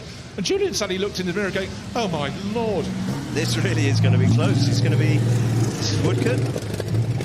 We've seen this. A blast out from the chicane. This could be on the line. Well, we've seen this again and again. And there we are. And, well, he's hit the tyre wall and he's bounced back from that. And Mark Walker's already out checking his car, but the chase was on. The chase is over, so that's a huge relief, because obviously you do exit these cars, and the tyre wall has done precisely what is required to abate the pace. But, Julian, it was just never say die. That attack at the end, he had the aggregate win in the bag. Yeah, really, really disappointing there. But the best sight of the day was Mark getting immediately up from that contact and going across to check his car, but he'll be winded. But right now, Julian Majoub, victory. Yesterday, the bitter taste of disappointment, but today he got it hooked up and just managed to resist the challenge that got incredibly close and didn't quite materialise with the run to the finish line. Track, and we're all set. lights, the flag goes down, and we've got the first start from Guy Smith that has taken it away very, very effectively. And Guy Smith from that pole position, but he's already under pressure, of course, from Max Chilton. We heard how Max is very keen to try and take the victory, slipping and sliding around all over the place. But as you can see, the Ford Lotus Cortinas have a bit of an edge over the Minis at the start. We've got 3 Minis now battling together. We have, and I wonder if they were going to work together. No, not so much. They're 3 abreast as they come through the kink at Ford Water. What a sight. Only get this at Goodwood. Oh, they're banging doors as well. Something comes up on one of the Minis in the middle, the number 76, but they've safely made it round and back to the front. Max Chilton has lost a little bit of time to Guy Smith. He's under pressure from Justin Law. He is, but Nick Swift, as you say, did a fantastic job. Yes, this battle, Max Chilton on the inside of the 2 Ford Lotus Cortinas. I think he's just about to hold on to second place as Justin Law couldn't quite get past, but this is helping Guy Smith make a break. But again, they're side by side in the battle for second place. Through the dust they go from the oil that went down during that out lap originally, and they're still side by side as they head down towards Woodcote Corner. Who's going to be braver on the brakes? Is it going to be Justin Law on the left, or is it going to be Max Chilton? We can hear the brakes working well. They're still side by side, but finally Justin Law gets through. Yeah, he swoops down, but Max is going to have a look at getting the cut back. Is he going to stick it down the inside of the chicane? No, he's not, but that's allowed the Minis to come back into play. Now they've finished having a squabble of their own, but Guy Smith, I think that was him just having maybe a small lock-up going into Woodcote Corner, just a bit further back. We've got some more battles between some Minis as they go through the chicane. In fact, Nicholas Panmore's got back ahead in the Mini group, as it were. So Nicholas Panmore was 6th on the grid. He is now the top of the Minis, running in 4th place. Yeah, back to the battle. Nick Swift, as you said, giving that signals. Let's not squabble, let's not fight, let's work together. And you can see Max Chilton all on the back of Justin Law. Guy Smith has got a bit of breathing space out in front. 1.1 seconds last time round. But let's see what they do now between these 2 Minis, the Panmore and the Swift. Oh yeah, and the battle for second again. Max Chilton now going down the inside, so that we saw the pass down here the other way round last time, and now it is Max Chilton who retakes second place. And can he go off to goal, although it might change again? No, it doesn't. Max just about holds on, and still the fantastic battle going on. Nick Padmore's retaken that place, but he's probably going to be passed again by Nick Swift. And joining in that battle is Adam Morgan, who was a fraction faster in qualifying, and now right in that group. Look at this. To the chicane, but he was wise to it. Look at this, because Adam Morgan, number 33, has managed to sneak past Nick Padmore. This is a wonderful battle. Remember, the Minis are the little front-engine, front-wheel drive machines, but are also always one of the ultimate racing cars. They are such fun. Front bonnet just flapping a little bit on Adam Morgan's, but it's strapped down, so I'm sure that's perfectly safe. Lotus Cortinas, and then a couple of Alphas, and then I love the way the Minis have this sort of slide through the corners, and they're running almost flat out so much of the way, but they are catching one of the Lotus Cortinas now, aren't they? They're getting on terms with Justin Law. They are right up the back. So it wouldn't be too long that I expect them to try and launch an attack. Maybe together, maybe not. You can just see they've got no hope, have they, the Minis to the Cortinas. But Adam Morgan, he is having a look down the inside. He's going to make that move stick. Lovely. So he's got a little bit of free air in between him. But you can see how they just catch the Lotus Cortina. They're much more light, more nimble cars. Haven't got the grunt as compared to the Cortina down the straight. So he's going to tuck in the back to try and help his straight line speed in the toe. You can see actually the bonnet as well is flapping ever so slightly on the number 33. So hopefully that stays down. Yeah, I think it will. It's well strapped, but as you say, getting that toe, getting a little bit of a slipstream will help. And then through the corners, you can see how the Mini actually has probably a little bit more pace through the corners, and Justin Law's really having to check his mirrors now, because he's got 2 and nearly 3 Minis all catching up and trying to find a way through. So they've got a chance of maybe one of them getting a podium finish here. They have, and they're filling the mirrors of Law, and he's going to have a look down the inside on the exit of La Man. It's a long, swooping right-hander, not able to do so this time. Let's see if Nick Swift gives him an extra push down the straight. There you are, beautiful to watch. Guy Smith and Max Chilton, such talented professional drivers in these beautiful Lotus Cortinas. Front engine, rear wheel drive, of course, keeping the balance. And it is a very different balance to the minis, but the minis are absolutely on top of them through the section. This is the St Mary's corner. But back with the minis, and they've swapped around again. Adam Morgan has now thought, okay, right, you didn't have a go, I'm going to have a go. So they'll close in on the chicane, but that gap will stretch open slightly as they go down this main straight. A little bit more of a trip onto the grass than he planned there, I think, for Adam, but he didn't have to lift. He kept it flat out, clearly. He didn't lose too much. Let's just have a little look at the pass once again. So this was down on the inside into Woodcote, going past Nick Swift. And yeah, again, they're sort of trying to work together. Surely when they get into the last few minutes, it'll be, I want to be the number one mini. So then it could get a bit more physical between them. We shall see. Here we go. It changes again at this point. And this time it's Nick Swift who takes the lead of the mini group as they still chase after that. Here we are back with the minis and still chasing down Justin Law and still fighting each other, but trying to work together. I thought they were going to go 3 abreast then. It was close, heading up to St Mary's on the brakes, sweeping through. Oh, look at that for a shot, Ben. That is absolutely beautiful as they come out through the second part. Oh, and it's a good run from Adam Morgan in the 33, but he's not quite got the legs. The 56, he's sending on down the inside. That's brave. That is brave. Left enough room, has Law on the inside. He's continuing to hug it round, and the 56 of Padmore's going, okay, well, my turn. I want to be the lead of the train. Please, go on. You lot just have your own scrap, and I can then... I think there was a gear change problem there. Yeah, maybe a shift. There was, I on think. The front straight, so... did well to miss him. Work. He's gone to the back of this small pack. I thought there might have been contact, but that was good avoidance. That was very reactive from Adam Morgan. Smith and Chilton are just exchanging fastest laps between themselves. Chilton holds the fastest lap, but only a whisker from Guy Smith, but the gap at the front still 2.6 seconds. Yeah, and we're seeing what we expect really from the real professional drivers. They're doing the same laps, as you say, same lap times in the top 2 cars, and the gap is remaining much the same. But it is this battle for third that is such fun at this stage, with Justin Law holding on to third, and now 2 minis are challenging him. The third mini, I think, has got a little bit of an issue, so it has dropped back, unfortunately, just a touch. I'm guessing it's going to be a spin. That's one of our Cortinas going. Distracted him. I think it was. I was going to say if the Cortina spun, it was going to be a sympathy spin, but he quickly gets going again behind the duo of the Alfa Romeo Giulias, and I'm just looking at the tracking. And I have a feeling that our leaders may catch up to the back of that battling pack we saw moments ago. So we'll keep an eye on that. But just under 5 minutes of the race remaining, and Adam Morgan wants to have another shot at trying to get Justin Law. Remember, this is a battle for the final spot on the podium. Yeah, this is great stuff that they are doing at the moment. As he goes through, but there is our race on the curb. Yeah, Guy Smith is still desperately trying to open up the gap that was 2.6 seconds previous time round. Let's have a look as they go through onto what will be our 11th lap of our 12th lap of the race, and it stays, well, fairly similar, 2.3 the gap now. There is our race leader, and he's doing a superb job.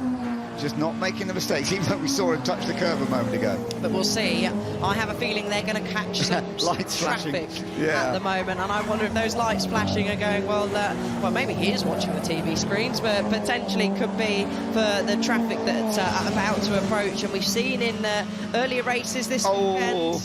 That's a shame. The number 56 mini is off. Padmore. Nick Padmore. As just looking out my commentary box window, there's a whole handful of minis going through side by side. So great racing wherever you're looking at on the track, and you can see that's the battle that I was just talking about. Are we going to get a checkered flag already? Because it's about to go to 0, and the checkered flag may well be out already as they come over the line. Yes, just. And so the victory goes to Guy Smith.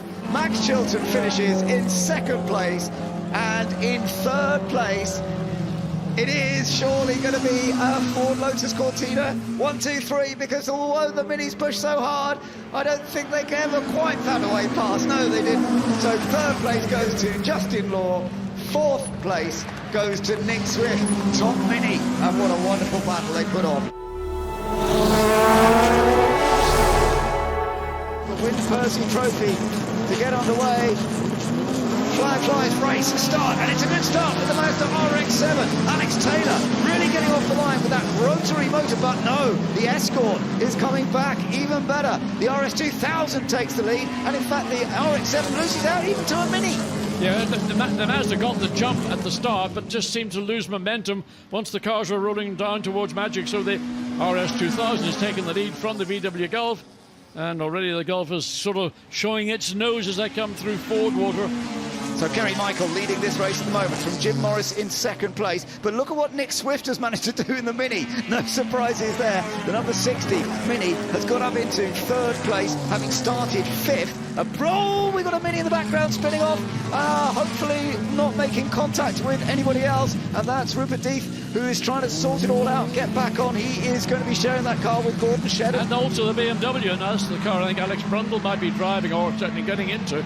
That also went off on the exit of St Mary's. So while the Mini went hop, skip and jump over the grass, the BMW likewise found itself running out of road on the exit of St Mary's. That was very close for things going wrong, but thankfully they managed to sort themselves out very well. We've got the battle for the lead then going on as Kerry Michael in the Escort RS2000 is definitely under pressure from the car that was on pole position. Jim Morris is keeping the pressure on, but you can see all top four cars are close. Well, the Mini has been passed down the straight, presumably, by the RX-7. That's not a great surprise, is it? No, look who's in fifth place, by the way. That's that little Ford Fiesta that I told you to keep an eye on. So across the start-finish line, the Escort has got the advantage. Arguably, it's got a little bit more straight-line speed than the Mini now. Under threat from the Fiesta. Coming up into Madrick, Mini's going to hold his ground, it does. So the Fiesta will maybe think about an undercut coming out of Madrick, and then think further about, can I make a pass coming down into Ford Water? Battle for the lead as well, though. Look at this, because now the VW Golf has got the advantage. Yes, and goes in front. So Jim Morris, who did start from pole but didn't get off the line quite as well, he has managed to sneak past Kerry Michael. So it is the VW Golf, and now the Escort RS2000 is coming under pressure from the Mazda RX-7. So challenge now coming to second place, Ford Escort from the Mazda. Yeah, so Kerry Michael under a bit more pressure once again from Alex Taylor. Alex Taylor in the RX-7 Mazda, but he's also got to watch his mirrors because Nick Swift is trying to come through on the inside. Doesn't quite happen, but it is very, very close. And all of this battle that's going on for second, third, fourth places is sort of allowing the race leaders to make a break down the inside. Oh, it's always a risky move there. It is, and he's paid the penalty because he had to get on the brakes. He ran wide and slowed the Mini, Nick Swift, to get up into third place. And also the Fiesta, I'm thinking, well, I'll have a bit of that action as well. So now the Mazda's got to go to defensive on the one hand, go on to the attack on the other hand, and again, straight line performance from the Mazda just sees it's easing its way past the Mini without very much difficulty whatsoever. That's Matthew Sanders, who has pulled off, and I wonder if there's a problem with his Triumph Dolomite. That's a bit of a shame there. Not looking as though they're going to be able to get much further with it. And still this battle, as you say, going on. Very, very close in the fight with these three very different looking cars. The RS2000 still just managing to fend off the Mazda at this stage, but it's getting close. Battle for second, and the Mazda now coming through. Has it got the speed down the straight line? I think it has got just a little bit more straight line speed. But he's got track position, which is the more important thing coming into Woodcote. Now the Escort's trying to go a little bit deeper on brakes to get himself some advantage, but look, clever driving. Yeah. The Ford was in the wrong part of the racetrack at the wrong time, and that's allowing the Mini to get back into this battle for fourth position. Third position is the Escort, fourth is the Mini, and in fifth place, that little feisty Ford Fiesta. That was a lovely move by Alex Taylor, the son of Trevor, the owner and builder of the car. So Alex did a really nice job there. The Vauxhall fighting away there, the Forenza Magnum with the Alfa Romeo, and then a Mini. That's the Mini that went off, and we're riding on board with it once again. We're back on board with Rupert Deeth in the number 63 Mini, and he's a part of this group. Yeah, and you might call that a skinny Mini because there wasn't much room to get through, but he threaded the eye of the needle, got the Mini up along the inside and took a position away. But as you say, the race leader is keeping that little gap up front, and don't forget, it will be Andre Lotterer who takes that car over later. Well, actually, on the last lap, the Mazda took about half a second out of that advantage the VW has enjoyed. Right. So suddenly the Mazda's just disappeared from this almost a four-way battle, and it's as if he's found another gear, and the car is just clawing its way corner by corner. Well, it was off the track and that was a little, I wouldn't say a little error, that was a mistake. coming into Woodcote, and the penalty is he's let the Mini get away. Yeah. So Nick Swift will be saying thank you very much for that. Give me that every day, any day of the week. Trying to get on terms with the Vauxhall, but again, the Vauxhall's hogging the inside as they approach into Woodcote. But maybe the Mini's fractionally quicker off the corner, but it's a brave thought to go down the inside, so he's thought the better of it and conceded. James Alexander is still only just holding on to 10th place, though, because he's under pressure again as they come over the line. That Mini is flying, but in a straight line you'd expect the Vauxhall to be quicker, but he's actually got the inside line. This is a perfect move, surely. Yes, that was a well-worked out, executed move. He knew, well, that's the only chance he's going to get to find a way around the Vauxhall. Now, coming out of Madrick, the run down through Fordwater, the Vauxhall is able just to probably get a car length ahead, gets ahead of the Mini, closes across to take his line into Fordwater.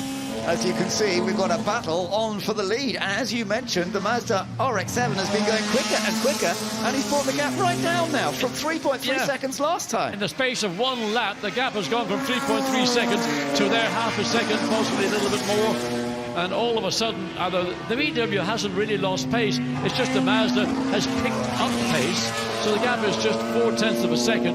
Hand up again, Ben. Look at this, though. As you say, look, it's so close. Down at the end of the straight, the RX-7 was that much closer to the Golf. So is there going to be a chance? Maybe not this lap, but maybe the next lap. Of course, we are getting through the race a little bit more. It'll be a time soon. Not quite yet, but when they can start making their pit stops. Well, I don't know what the teams are going to choose to do, because these two cars have now got a reasonable advantage over the leading, or the next 2-3 cars up. And there's the battle going on yet again with the Mini and the Faenza.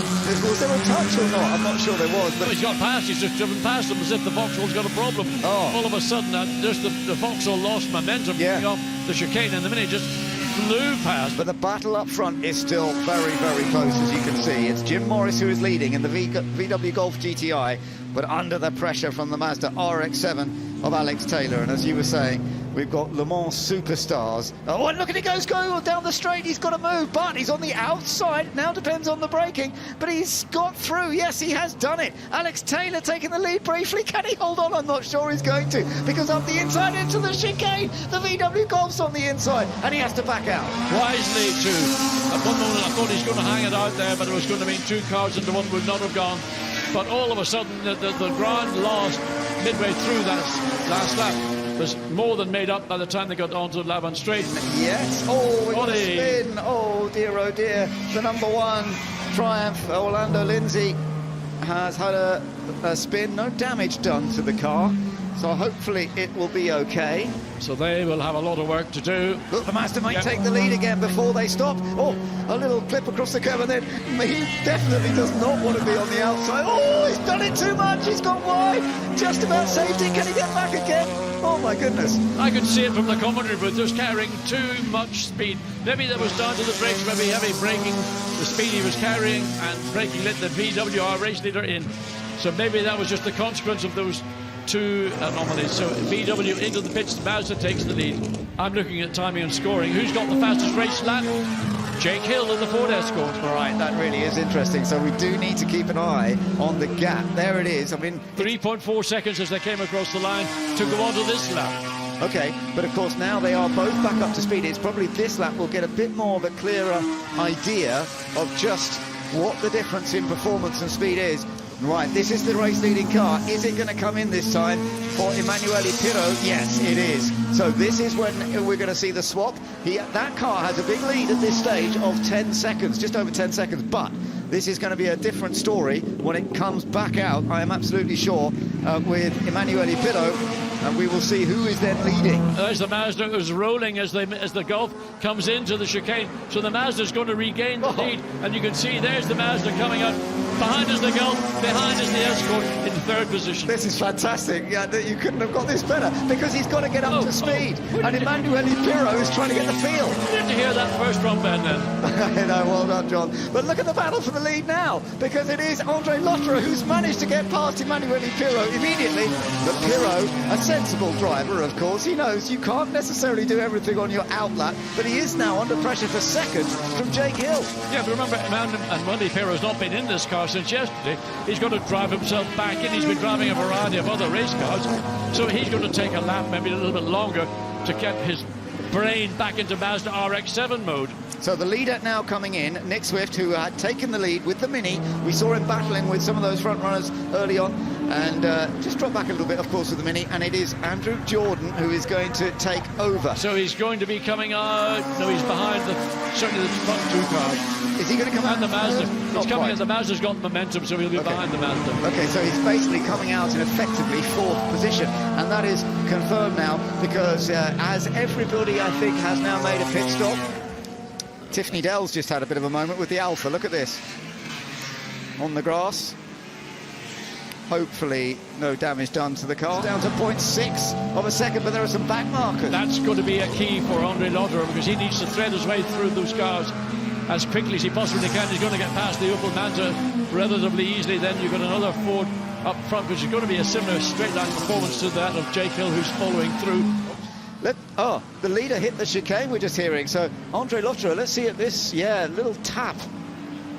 I mean, really, for a racing driver, I haven't even felt it. Yeah. And these cars are robust, so that's a polystyrene chicane, so any damage is going to be to the chicane.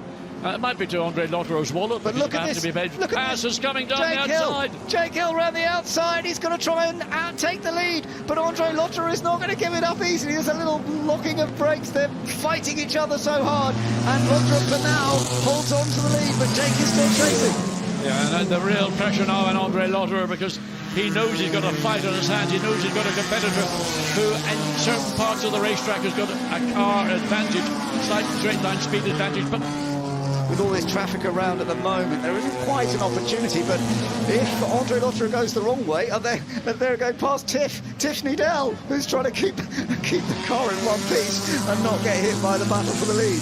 Clever move by Andre Lotterer to get through. Not an easy pass. It required a bit of cooperation from Tip to look in your mirrors. There's the Mazda. The Mazda has gone off.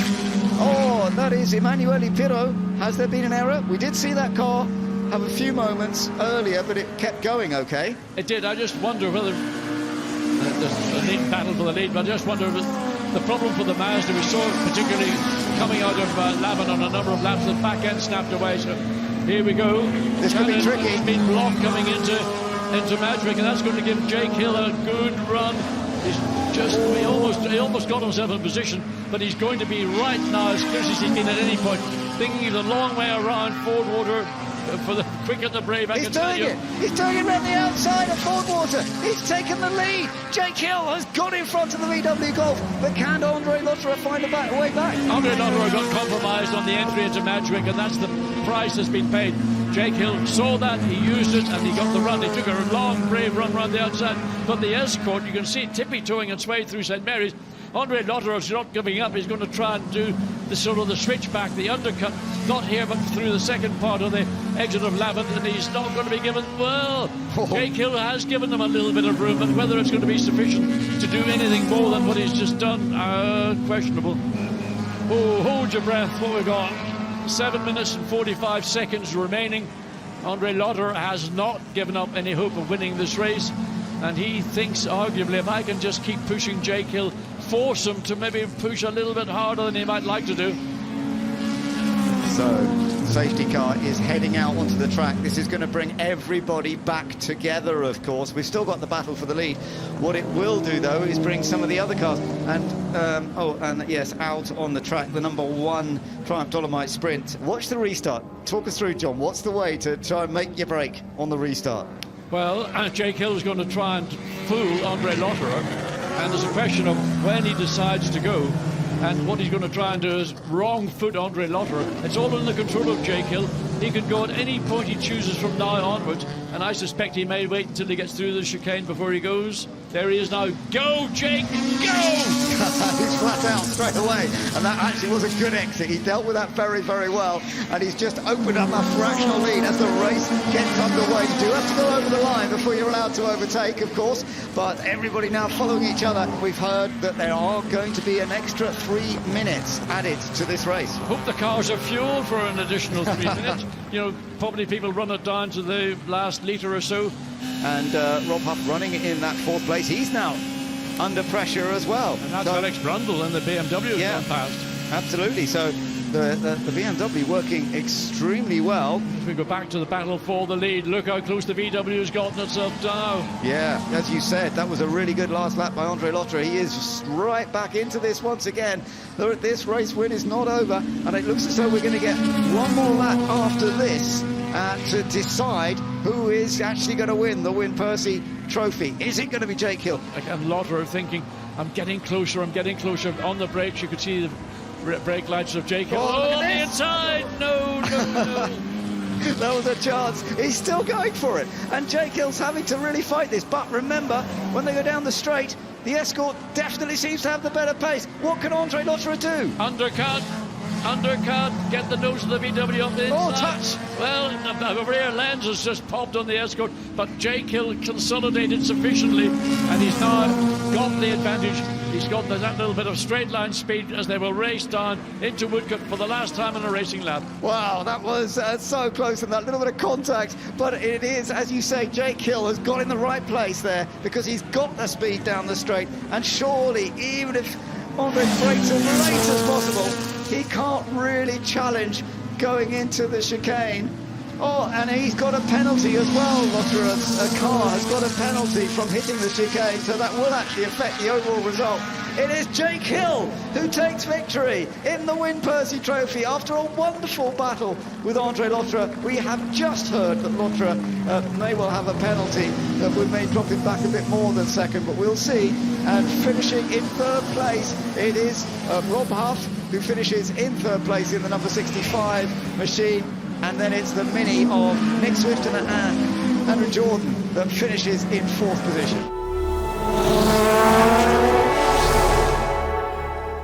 It's the Earl Howe Trophy. We're missing Clive Fidgen from the outside of the front row, but Pat Blakeney-Edwards gets the start. Better than Gareth Burnett in pole. The Blue Alta going backwards, and unfortunately one of the Invictas also not getting away as smoothly as would be liked. And now just about hooking it up, but... a fast start, a slow start, and we've got everyone underway with the exception of Clive Fidgen, who was not on the outside of the front of the grid. So let's just flick back to a replay and see how the start looked from the front end. In the middle of the grid, Pat Blakeney-Edwards gets the power down, the little Fraser-Nash TT Rep. The pale blue Alta, which is the most modern car in the field. These are two very small cars in comparison to the larger Lagondas, Invictas, et al. And the Bentleys at the tail end of the grid. But, oh dear, we've already got one car going off, I guess. That one has decided to go no further. Unfortunate losing them, but the field is working away around the opening lap, and now Gareth Burnett is in front of Pat Blakeney-Edwards. He got the poorer start, but he's got that Alta to the front of field. Car number 70 leads the way. Unfortunately, not everyone going to the end of this race. Pat Blakeney-Edwards in second place. Third place is Christoph Cowens in the silver Vauxhall. You can see they're already spacing out a little bit.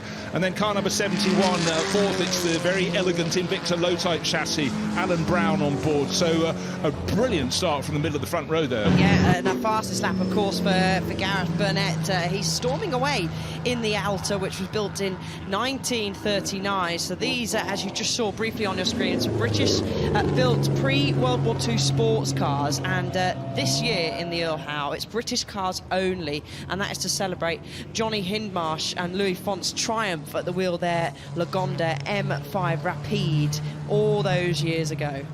Yeah, well, it broke the run of Alpha victories, but a really good getaway by Pat Blakeney-Edwards. But Gareth Burnett hooked it up. He was way quicker in qualifying. It must be pointed out, there was oil on the track when they went out. A lot of people were quite cautious, but caution is not Gareth Burnett's middle name. He put it on pole enormously well. One of the cars we saw going off was the car starting from the second row. That was Louis Frankel. We've lost his MGK3. We saw the tail end of the car being parked up. Now we've got the white Invicta starting to show its form. Alan Brown, he started the lap in fourth place and he's hunting, and there's another car parked at the side. I think that was the one that got away very slowly from the grid, car number 14, I think it was. Yeah, it was one of the Invictas parking up. That's not the Invicta, but here's our race leader, Gareth Burnett, the small, nimble, one of only 6 of these fantastic little Alta two-seater sports, and he's really got the legs at the moment. Fastest lap of the race, yeah, he's 3.9 seconds clear. Then you got the gap back to this great little battle for third and fourth places, and it's Christoph Cowens from 5th on the grid who's just holding that position. But in the 30s, you know, when you had the adage, win on Sunday, sell on Monday. It had a huge impact, and of course the coverage in the newspapers was huge back then for events like that. And all the manufacturers, they wanted endurance. They changed a position for third place because Alan Brown is just pushing, and he's made it through into third, just demoting Christoph Cowens. But I have a feeling this is a battle that should run the whole way. And tucked in behind them is car number 75, Aston Martin Speed Model from Yukuri Bertelli with Robert Blakemore. He may get a role to play, and so chopping and changing, it's not after you, Claude, it's after you, but only for a handful of moments, and I'll be fighting back. You have a little more performance and handling from the Invicta, again, coming out of the second of the Lavants. He's getting right behind number one, which is the Vauxhall of Christoph Cowens, and going around the outside. Of course, that's slightly diminishing returns, but it's the longest straight on the circuit, and coming down towards Woodcote Corner, it looks though the Invicta is just in front. How good are they on brake? These are big, heavy cars, and okay, if you're coming around, you're going on the outside. That is confident driving for the pair of them, and a lot of trust, but really, around the outside, Christoph Cowens, I doff my hat. Now, let's take a look on the move. Car 75, I'll come back to the thought about, that's a Speed Model Aston Martin, Robert Blakemore. He's up into fourth place now. He was running fifth, a little distance off Alan Brown's number 71 Invicta, but you could see he was just starting to find form, starting to pick up not just pace but position too, waving to his pit crew. Yeah, quite happy with life at the moment. Right, Gareth Burnett, our race leader, one of six of these fantastic nimble little Altas. Of course, as soon as that was built, the Second World War started. You never know how that affected its ongoing development. We came out the other end of hostilities at the end of 1945, and the world was a different place, and technology had moved on too. But heavy braking, he's in probably one of the lightest cars in the field. He also is so much smaller. It's nimble. He can just absolutely position it where he wants to go. Bentley in front, not for very much longer. But again, great hand signals there. That was from the driver of the Super Sports Bentley. We saw earlier William Metcalf. But again, a lot of these drivers spend all season racing with each other. It's the fact that most of these cars, I think you have to stand back and admire the fact these were built just after the First World War up to just before the Second World War. Most notably this car, the mid-blue Alta, built just before second round hostilities, and Gareth Burnett has driven it very, very well indeed. Fastest lap of the race so far, and there is the checkered flag. Job done. Looking in the background, it would be about 12 seconds down. Now, here's the car in second place. Pat Blakeney Edwards working away at the wheel. He may even yet pass his number 2 Bentley, put another lap on that before the end of the race. No, there's no space, no point for risk, but he does get through. Second place is his, 14.5 seconds. He backed off a little bit. And will Christoph Cowens be rewarded with third place in car number 1, which is the Vauxhall that he's driven very nicely from 5th on the grid. Don't forget, we didn't have the outside front row starter, Clive Fidgeon, and here is the car in third place. So we could have had 2 TT rep Fraser Nashes fighting over second place, but as it was Pat Blakeney Edwards on his own, and he was on his own because Gareth Burnett just got going after a poor start and ran away in the distance. So into third place comes Christoph Cowens in the Vauxhall. That's the 3090 Brooklyn Special. Of course, a lot of these cars did a lot of their racing on that bank semi-oval down in Surrey. He's happy with that, and he had a good fight early on, and that's what drivers really, really want. Trophy for closed cockpit GT cars of up to 1963. 2 Aston Martins on the front row and the Ferrari alongside. Very even. Brilliant start from Theo Hunt in his Cobra from row 2. That may get into the mix. Everybody pretty much got away. Dario Franchitti has been jumped by Harrison Newey. Theo Hunt's up to third. Alexander Van der Lof in that number 21 Ferrari down into fourth place. And one driver I tell you what, it was Ollie Bryant was held back and eventually waved away all on his own. Yeah, not only did he get a penalty from losing his third row grid, he got held 10 seconds, but actually Dario Franchitti had just a few thousand too many RPM on the grid, and that allowed Harrison Newey to gain the advantage into Madrick, and he's maintained that advantage now as they come all the way through Ford Water and they begin the entry into St Mary's. So it's Aston, and then the AC Cobra, and first of the Ferraris. Yeah, wonderful drone shots sort of running parallel with the cars. They go into the dip out of St Mary's, then up the very slight incline towards Lavant Corner, a place where passing can happen among the front runners, so you're going to be sure they're going to fight in their corner. But a wonderful rolling part of the circuit, neat and tidy. The front, Theo Hunt running very wide indeed in third place. That's the unpainted Cobra with the black roof in behind Alexander Van der Lof trying to fight his way back, and then you get midfield. That's the world of the Austin Healey's. That little Lotus 11 bread van in among them.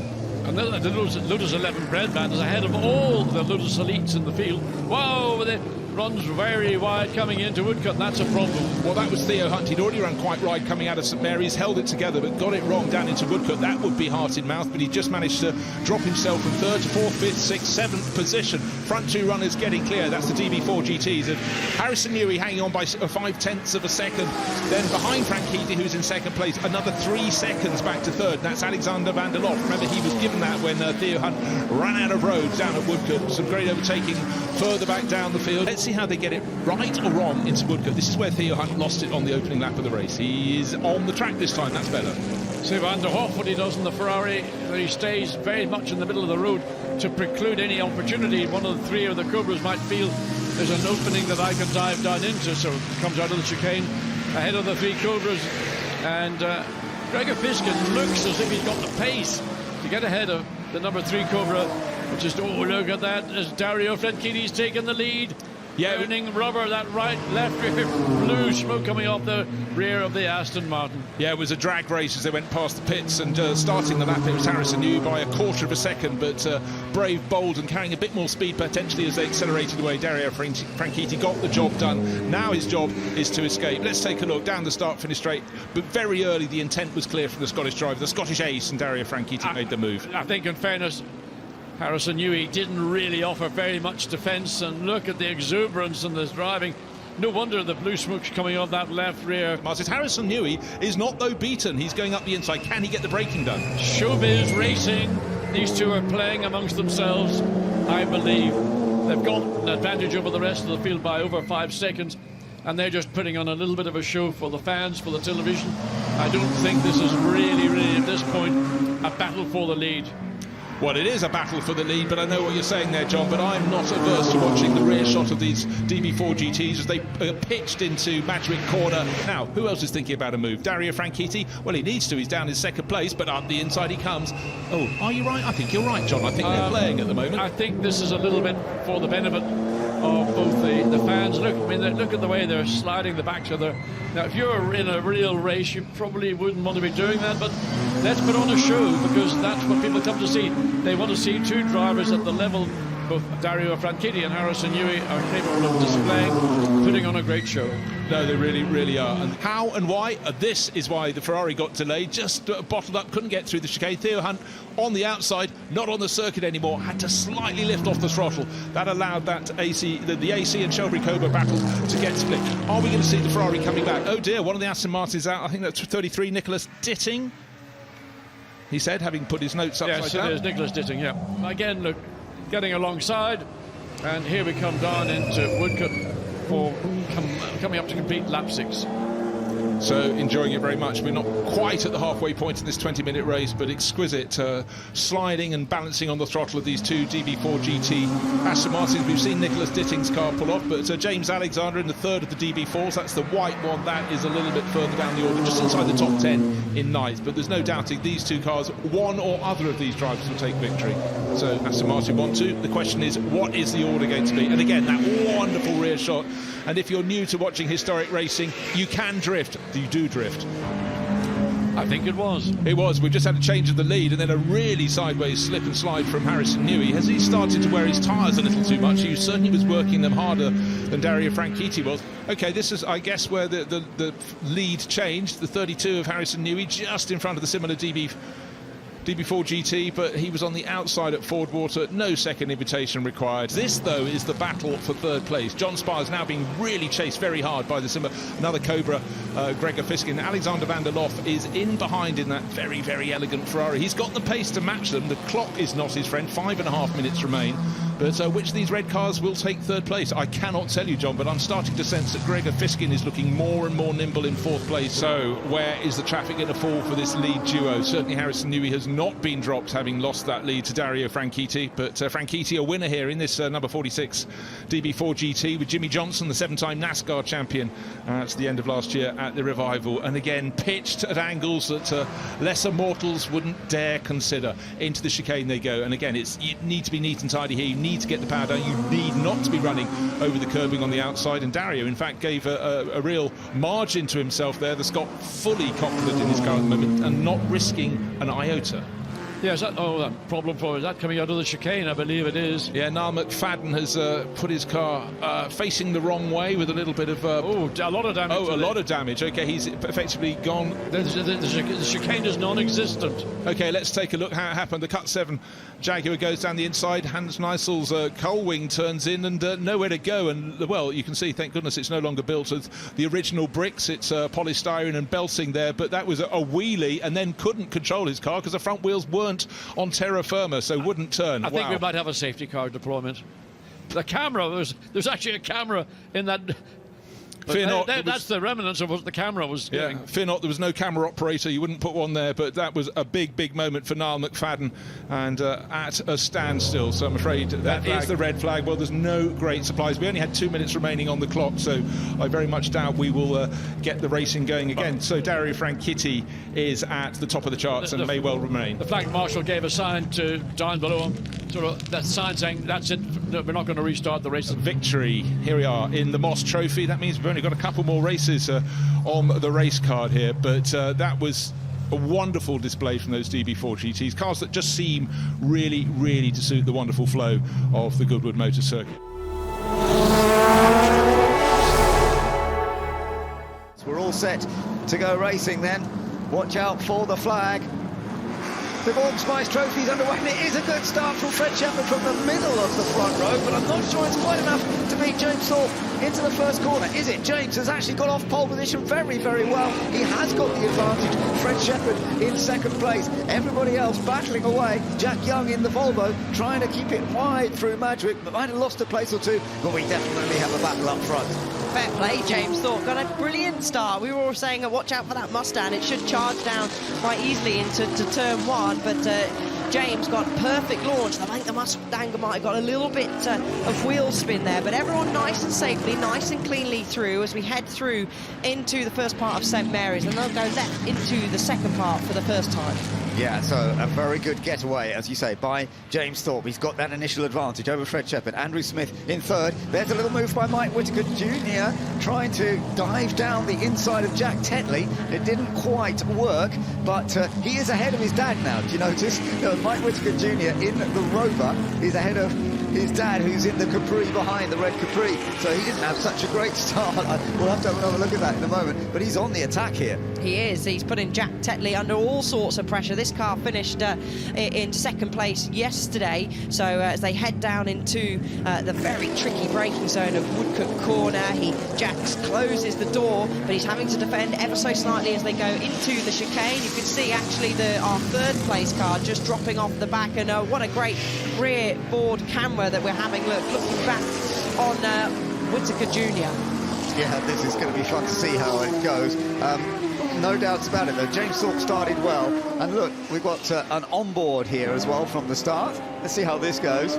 So up through the gears, you can see a nice dash setup they've got on there, very modern day. That obviously was not part of the cars, and a delta in the middle there, and was there a little bit of contact. So nice control, getting very close to the car in front and making moves. So it's I believe this is on board with Rick Woods. Yeah, it is. This is our race winning car from yesterday, but here's that battle we were just referring to down the order. Tetley goes slightly wide, and you can tell Whittaker Jr. Getting all out of shape, but going through that first part of St Mary's. It was looking back at him now, that iconic livery. We've got one of the Capris having a little bit of a moment. It's the number 11 car, and that is the one of Richard Mines, actually, unfortunately, that's had a bit of an off, but hopefully all okay. The car seems to be in good shape. He can get himself back into it once again. So it's still Thorpe who leads from Fred Shepherd. We've still got this lovely battle going on behind, as the Rover with Mike Whittaker Jr. trying to take the pressure on Jack Tetley, and you can see through the corners he's got that little bit more pace. Oh my goodness, he had to really clip the curb there. Let's have a look. Is this where the contact's going to be? That's going into Woodcote. That's door banging on another level, isn't it? The mirrors were touching as well there, so I wonder if there's going to be a few words after this race. As we're just having another look here, as the overtake took place. Okay, it was actually fairly straightforward, wasn't it, that one? I wonder if there was a bit... Okay, yeah, here you go. You can have the place. We're just slowing each other down now, but he'll be pleased to be sailing on through. Gives him a bit of free air to chase down Andrew Smith in front of him, but he has got a gap of over 4 seconds to try and close down. But this gap seems to be getting closer and closer, and I tell you what, they are pretty much setting identical lap times. So the gap's been around 0.5 of a second for the last few laps. Battles are still continuing. We've got a move for the number 20 about to lose a place. That's Nick Jarvis. This car finished in sixth, actually, should I say, yesterday with Lotter at the wheel. Yeah, that's Richard Mines, although Richard is now locked up a little bit. I think he's held it together than we've seen many, and this is the battle for the lead. We might see more contact. This is the battle for the race victory. It's still just being held by the number 31 car of James Thorpe, but my goodness, Fred Shepherd is closer than ever. He is, and actually it was Thorpe that set the fastest lap of the race, but a nearly identical lap time set by Fred Shepherd, so they'll be flat out. You can see a dab of the brakes as they're approaching the Woodcote corner. Second to last corner on the track is a tricky braking zone, so already coming in there, and he's running. Oh no, he's gone on the grass. Oh, that means he's lost the lead just at that wrong moment. Well, as you said, he was actually in a really good place then, wasn't he? Yeah, Fred will go, yes, I'm free, so he's free now too. He's got clean air in front of him, so he's got to set perfect lap times now, because James is fast. A bit of frustration sometimes that it happens to the best of us. That makes you go fast. Oh, look at this! Look at this battling battle. All race. Yeah, this is the battle for 6th place. And Mike Whittaker in the Capri trying to get past the Volvo, and Jack Young holds it for the moment. But there's really nothing to choose between these two. This is a fun battle that's going on. Oh, actually, off has gone Mike Whittaker. Oh my goodness, Mike Whittaker onto the grass, and it does look as though that might be the end of the race, because it looked like there was a problem with the car, maybe. Yeah, he's taken the long way around a little bit, and there's some smoke going on there. But yeah, I think you're right, Ben. It's a problem for him. He was running down in 7th place in one of our many Ford Capris that we've got out there. We have 15 Ford Capris running, and smoke coming from the back of the number 14. No, he's coming in, you're right. I think that does make sense to look after the car, because it may not go very much further. Looking at the drivers at the front of the field, James Thorpe, he's not been able to close that gap down. Maybe he's been struggling a little bit more with the traffic, but did I just see either Fred clip the chicane or someone else along the lap? Because it looks like now it's dropped a little bit of debris at the chicane as I'm looking out the commentary box window. Take a little look here. Aha, you're right. Look at that. Oh, I mean, yeah, that's been tapped before, and James Thorpe had nowhere to go, but straight into it. So he was lucky that didn't get caught on the front of his Chevy. But 2/10 has Thorpe gained in this first sector. But I think, I don't want to commentator's curse it, but it looks like this is Fred has got this race all sewn up. He was in the right place at the right time when there was that little mistake from James Thorpe down at the end of this Lavant straight down into Woodcote. That was where James made a mistake that he will be knocking himself for a little bit. Never easy though, but that was the opportunity for Fred Shepherd, and as he comes up towards the chicane now, the checker flag will be made ready for him. This has been a superb drive once again as Fred Shepherd takes the victory in the Gordon Spice Trophy Part 2 in that lovely number 17 Ford Mustang. And we shall also get an idea of how it all works out in terms of the combination of the two races very soon. But that was beautifully driven by Fred Shepherd. A great battle with James Thorpe throughout. And it is Andrew Smith that has taken 3rd place. Ready for the GT3 Shootout. Rob Huff out on the circuit in the R8 LMS Audi. 7 cars, 7 drivers going to see what they can achieve. Such a successful car for Audi. 130 of these being sold on GT3 standard. These are the earlier GT3 cars from 2006 to 2012. They've already got their own historic racing series. That's how fast it moves on. But GT3 is so strong. But already you can see pushing right out to the margins, John. Huffy is not hanging around. No, I mean, it's total commitment. Once he's got his head down, once he knows that this is for real, and on my outlet we've got a modicum of temperature into the tyre. Being a wet weather tyre on a dry surface, obviously the tyre doesn't really, it's not designed for these conditions, so it's easy to overdrive them. And of course there's not the same stability with a wet weather tyre on a dry track, because the tread block moves around, so the car becomes a little bit uncomfortable to drive. But there we are, that's what everybody else will be doing, and wait and see whether Rob Huff can drag a time out of the Audi, a car that has been the backbone for many, many years of GT3 racing on a global basis. Now the car's being sent out one at a time as Rob is completing this flying lap. Already the next car is going out, and they're working in reverse qualifying order. In fact, the Audi didn't get to set a time. It wasn't out there in qualifying. Anyhow, it went out for a practice run, and Rob sort of got his eye in, but how good a time could he do? If you can get to the low 1 minute 14s, you know you're going to be doing very well indeed. The second car out on track is already warming up its tyres. That's Audrain Motorsport in his Porsche. What has he achieved? 116.7. That's sort of what he did this morning. Audrain Motorsport now behind the wheel of the Porsche, the 997 GT3 R Evo. This is a car owned by Lee Maxted Page, and it'll be racing in this period GT3 Championship later this year. Yeah, Andre, a driver, 3 Le Mans victories. That was some while ago, but last year he was one of 3 drivers in one of the works Porsches to take the World Endurance Championship title. So he really is evergreen. But this was a car that was slowest on the morning runs this morning, but definitely the look of his performance here, he's definitely finding a little bit more pace. He's throwing it around with much more confidence. Yes, for some reason this morning didn't seem to find the pace. Maybe there was a problem. Little puff of blue smoke. I think that was probably a wheel touching part of the bodywork. Just as it looked through, St Mary's. Now that looks pretty nice to me. Watch the left exit of St Mary's again, gets harder. You can hear the drive from that flat 6 Porsche motor as he comes up over the top of the crest now into Lavant. Oversteer again. That's what bedeviled him here this morning. He got caught by the very same thing he's just seen happening to him now. Turns in, the back end moves out, and he's going to get out of the throttle. That means all the momentum is going to be lost. So that'll be frustration, if not disappointment, for Audrain Motorsport. Yeah, they have to do something remarkable in the run down to the final couple of corners. Coming into Woodcote now, braking as late as he dares, but trying to find the flow between the first part of the corner. The tail again kicking out. Great for spectacle, not so good for the time that he's looking to achieve. So can he at least beat the Audi of Rob Huff? Again, a little bit wide going through chicane as well. The tail still wanting to slide out on the Porsche. Yeah, the car, for some reason, the back end of the car it's very unstable, and we saw that through the last 3 right-hand corners.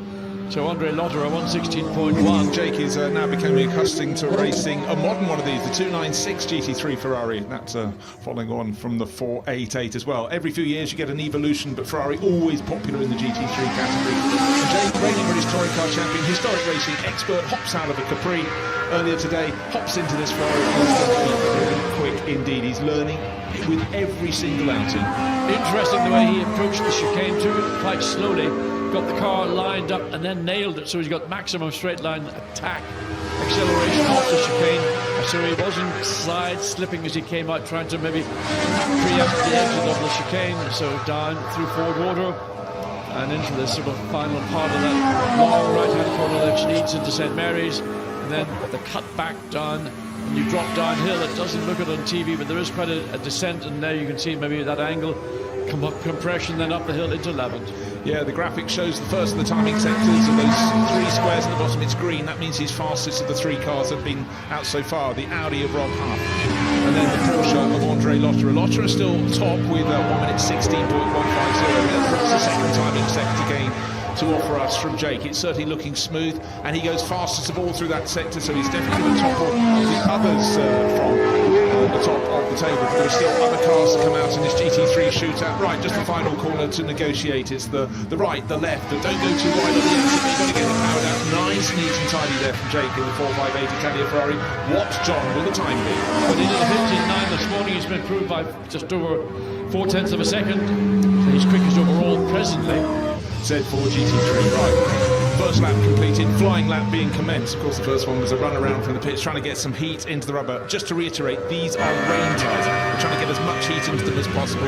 But right on board with Andy, balancing, just using the throttle and just tipping the car onto its balance. Andy Prio, old school race driver, brakes with his right foot. Just watch on board that on-board camera when he lifts off and puts his foot in the brake. It's not the left foot drifting across, it's his right foot, the traditional way of braking.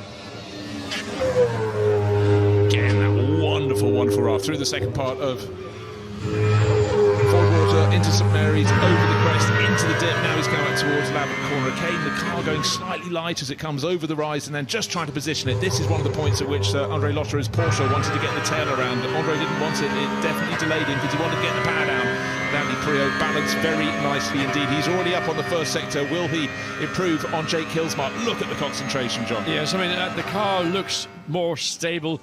Looks like it's got more downforce than both the Audi or the Porsche had. So coming down into Goodwood to complete his single flying lap. He's got a purple middle sector, which means he's the quickest overall. He's trying to beat a 1:15.521. So Andy Priaulx is coming up, goes across the line. He did a 1:15.6 this morning. He's on a 1:15.1 again, a further 0.4 of a second improvement. Here is Phil Keane and the howling, screaming V12 Aston Martin.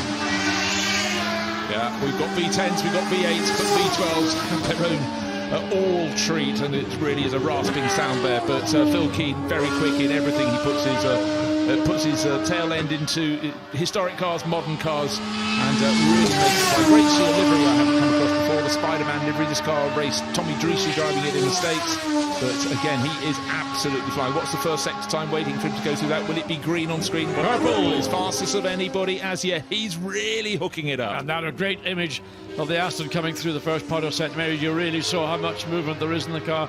You know, already he's out of the second part of St Mary's all the way up until 11th. So I think I could comfortably predict that this is going to be the fastest lap we've seen so far. Look at the slide of the tail of the car as he cuts the nose, gets the nose back in for that second apex. Now already nearly midway down Lavant Straight, probably getting up to about 165, 170 miles per hour. And then get on those massive front anchors, get the car slowed down. Purple, first and second sectors.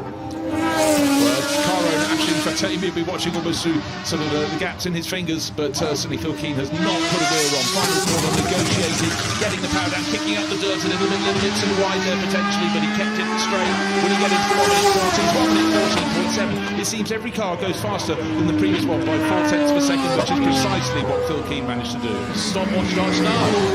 Yeah, so Andrew Jordan, full acceleration out of the chicane, keeping it as straight as he can as he turns into the first part of Magic. It's a 2 apex corner, get the flow running through the corner. Job done very nicely indeed. Our first gauge of this is when he gets through the first timing sector. You can see it on the screen. His target time is 23.044 seconds if he's going to be quickest through the first of the 3 sectors. Certainly looking very confident. Well, Purple's better still. It's not just his best, it's the outright best. So he's going even better than Phil Keane, managing the V12 advantage. Aston Martin, that's holding the best time, 1:14.7 in about 40 seconds. We'll find out if this Chevrolet Corvette with Andrew Jordan will be going top. Key corner for the Corvette, and it looks pretty well executed to me. Andrew Jordan's got the car lined up perfectly, especially on the exit. Now sweeps through the curve on Lavant Straight. Doesn't need to clip the curve on the inside. There's no purpose in doing so. So it gets the run down into the braking zone, beginning now, and then this sort of first apex, and then let the car drift out, and then all of a sudden you're in the chicane. 2 purple sectors, so this looks like a fastest overall in the shootout. Runs the curve as well, but not as bad as Phil Keane. Yeah, 1:14.740 to beat time achieved. 1:13.618. I didn't think we'd see a 13, but that was outstanding. So it's victory to Chevrolet Corvette in the first GT3 shootout here at Goodwood. It's been a really good addition. I'm sure we'll see other groups of cars being given the shootout treatment in years to come. But GT3, flavour of the moment, and definitely one of the star elements of this weekend. And congratulations to Andrew Jordan.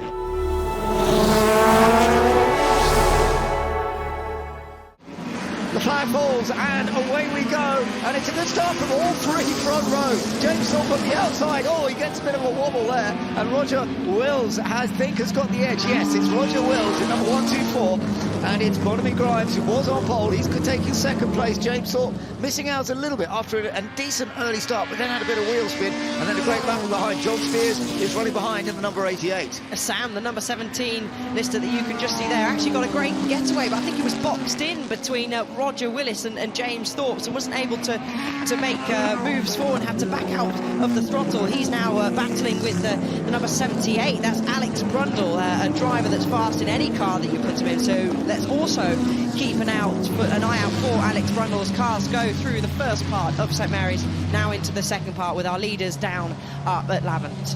Absolutely, and it is Roger Wills still with that advantage from the centre of the front row, number 124, that has the lead at this stage, but Bonamy Grimes not far behind. And watch Julian Majouk, there you are, number 22. Lovely to see him making his way, because he started right down at the back of the field. Let's see how far he can take this car as we go through this race. It will be fascinating to see how much progress he makes.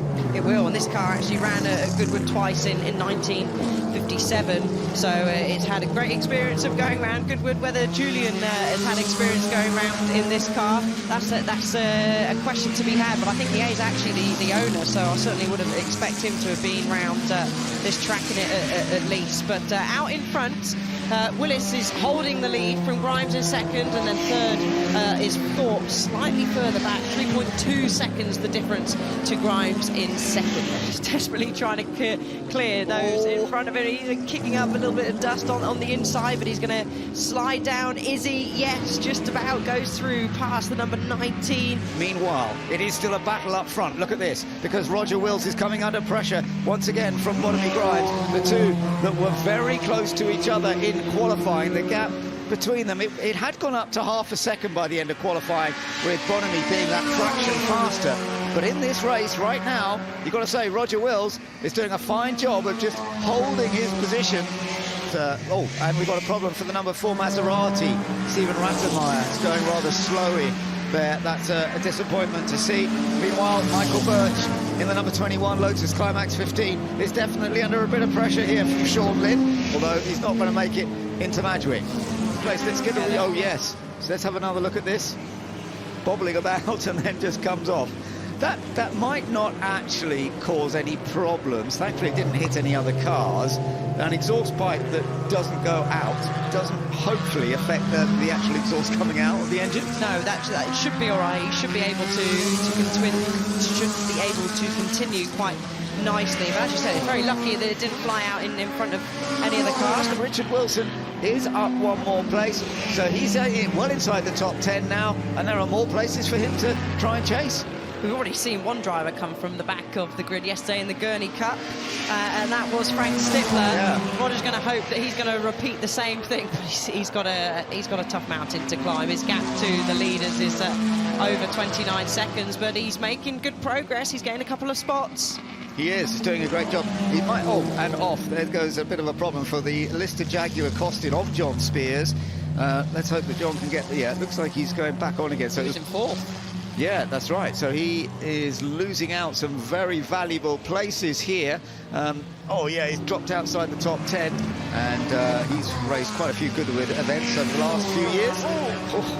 Yeah, back markers now for the leaders. Back markers will play a part, and he puts his hand up. We can imagine what words might be going underneath that helmet there, but that's cost him quite a lot of time.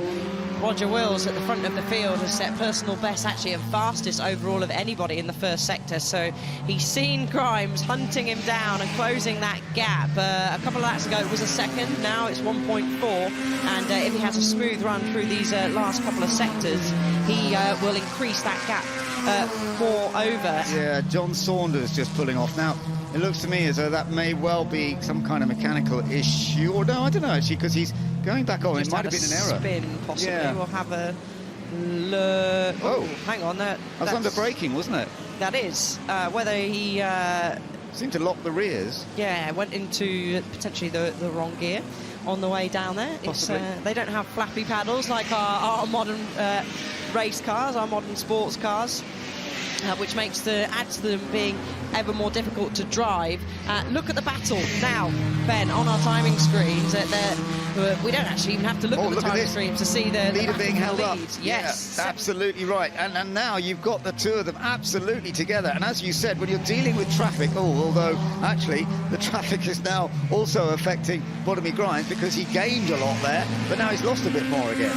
Yeah, that's Tarek Mahmood in the 77 we could still see a change. This is all the fun and games of racing at Goodwood, and the correction required. And again, look, they're going to have to be a bit cautious going on to the Lavant Straight. Here we go, back side to by the lead. side. Look at this, a chance for Bonamy Grimes, but not quite to get fully ahead. That was as close as we've seen it so far, Alice. It certainly was, and he's pulling over to defend. Maybe doesn't need to as much. That's going to hamper Will's exit as Grimes is touched right under the rear of the fellow Lotus Climax. Here we go. Out the toes, and Sun's got the legs down the straight. He's going to have a go on the outside. Is he brave enough to brake late on the outside and go round the outside? He's having a go at it. Oh, that's beautiful. That's really skillful driving by Bonamy Grimes, but will he be able to hold on? So far, so good. But Roger Wills will not give up, and that was very impressive. He carried a lot of speed through Madwick. Julian Majoub's in front of them going to say, oh, that's going to slow the 29 down quite a bit. That's going to allow Roger to close back up. Julian's an experienced racer. He pulls out the way. Roger, I like, is still tucking in the slipstream of Julian, but actually Julian's maybe not seen them because he's going to turn into the corner. He doesn't seem to be fully aware that they're behind him, so this is making it even more difficult, and this is going to give Roger Wills a chance to come back into the lead. They're almost side by side again, although just holding on is Bonamy Grimes in the green number 29. Yes, he gets past, and that was a tricky little section, but he has managed to hold on. That'll be nice. Roger's still not passing. Yeah, I think you're right. I think he thought, I don't need this now. I've lost this win anyway. But I tell you what, Bonamy Grimes has done an absolutely superb job here today. Having taken pole but not getting the start off the line, he is heading up towards the checkered flag. So congratulations. Bonamy Grimes takes the victory in the Salvadori Cup at the members meeting. Second place in the end goes to Roger Wills, who led so much for that race, but lost his position with a fantastic move by Bonamy Grimes, and then they did get a bit tangled up in traffic, and that gave Bonamy a chance to make a little bit more of a break. Third place is going to go to number 16, James Thorpe. That's what we're waiting for now. There it is. So third place going to James Thorpe.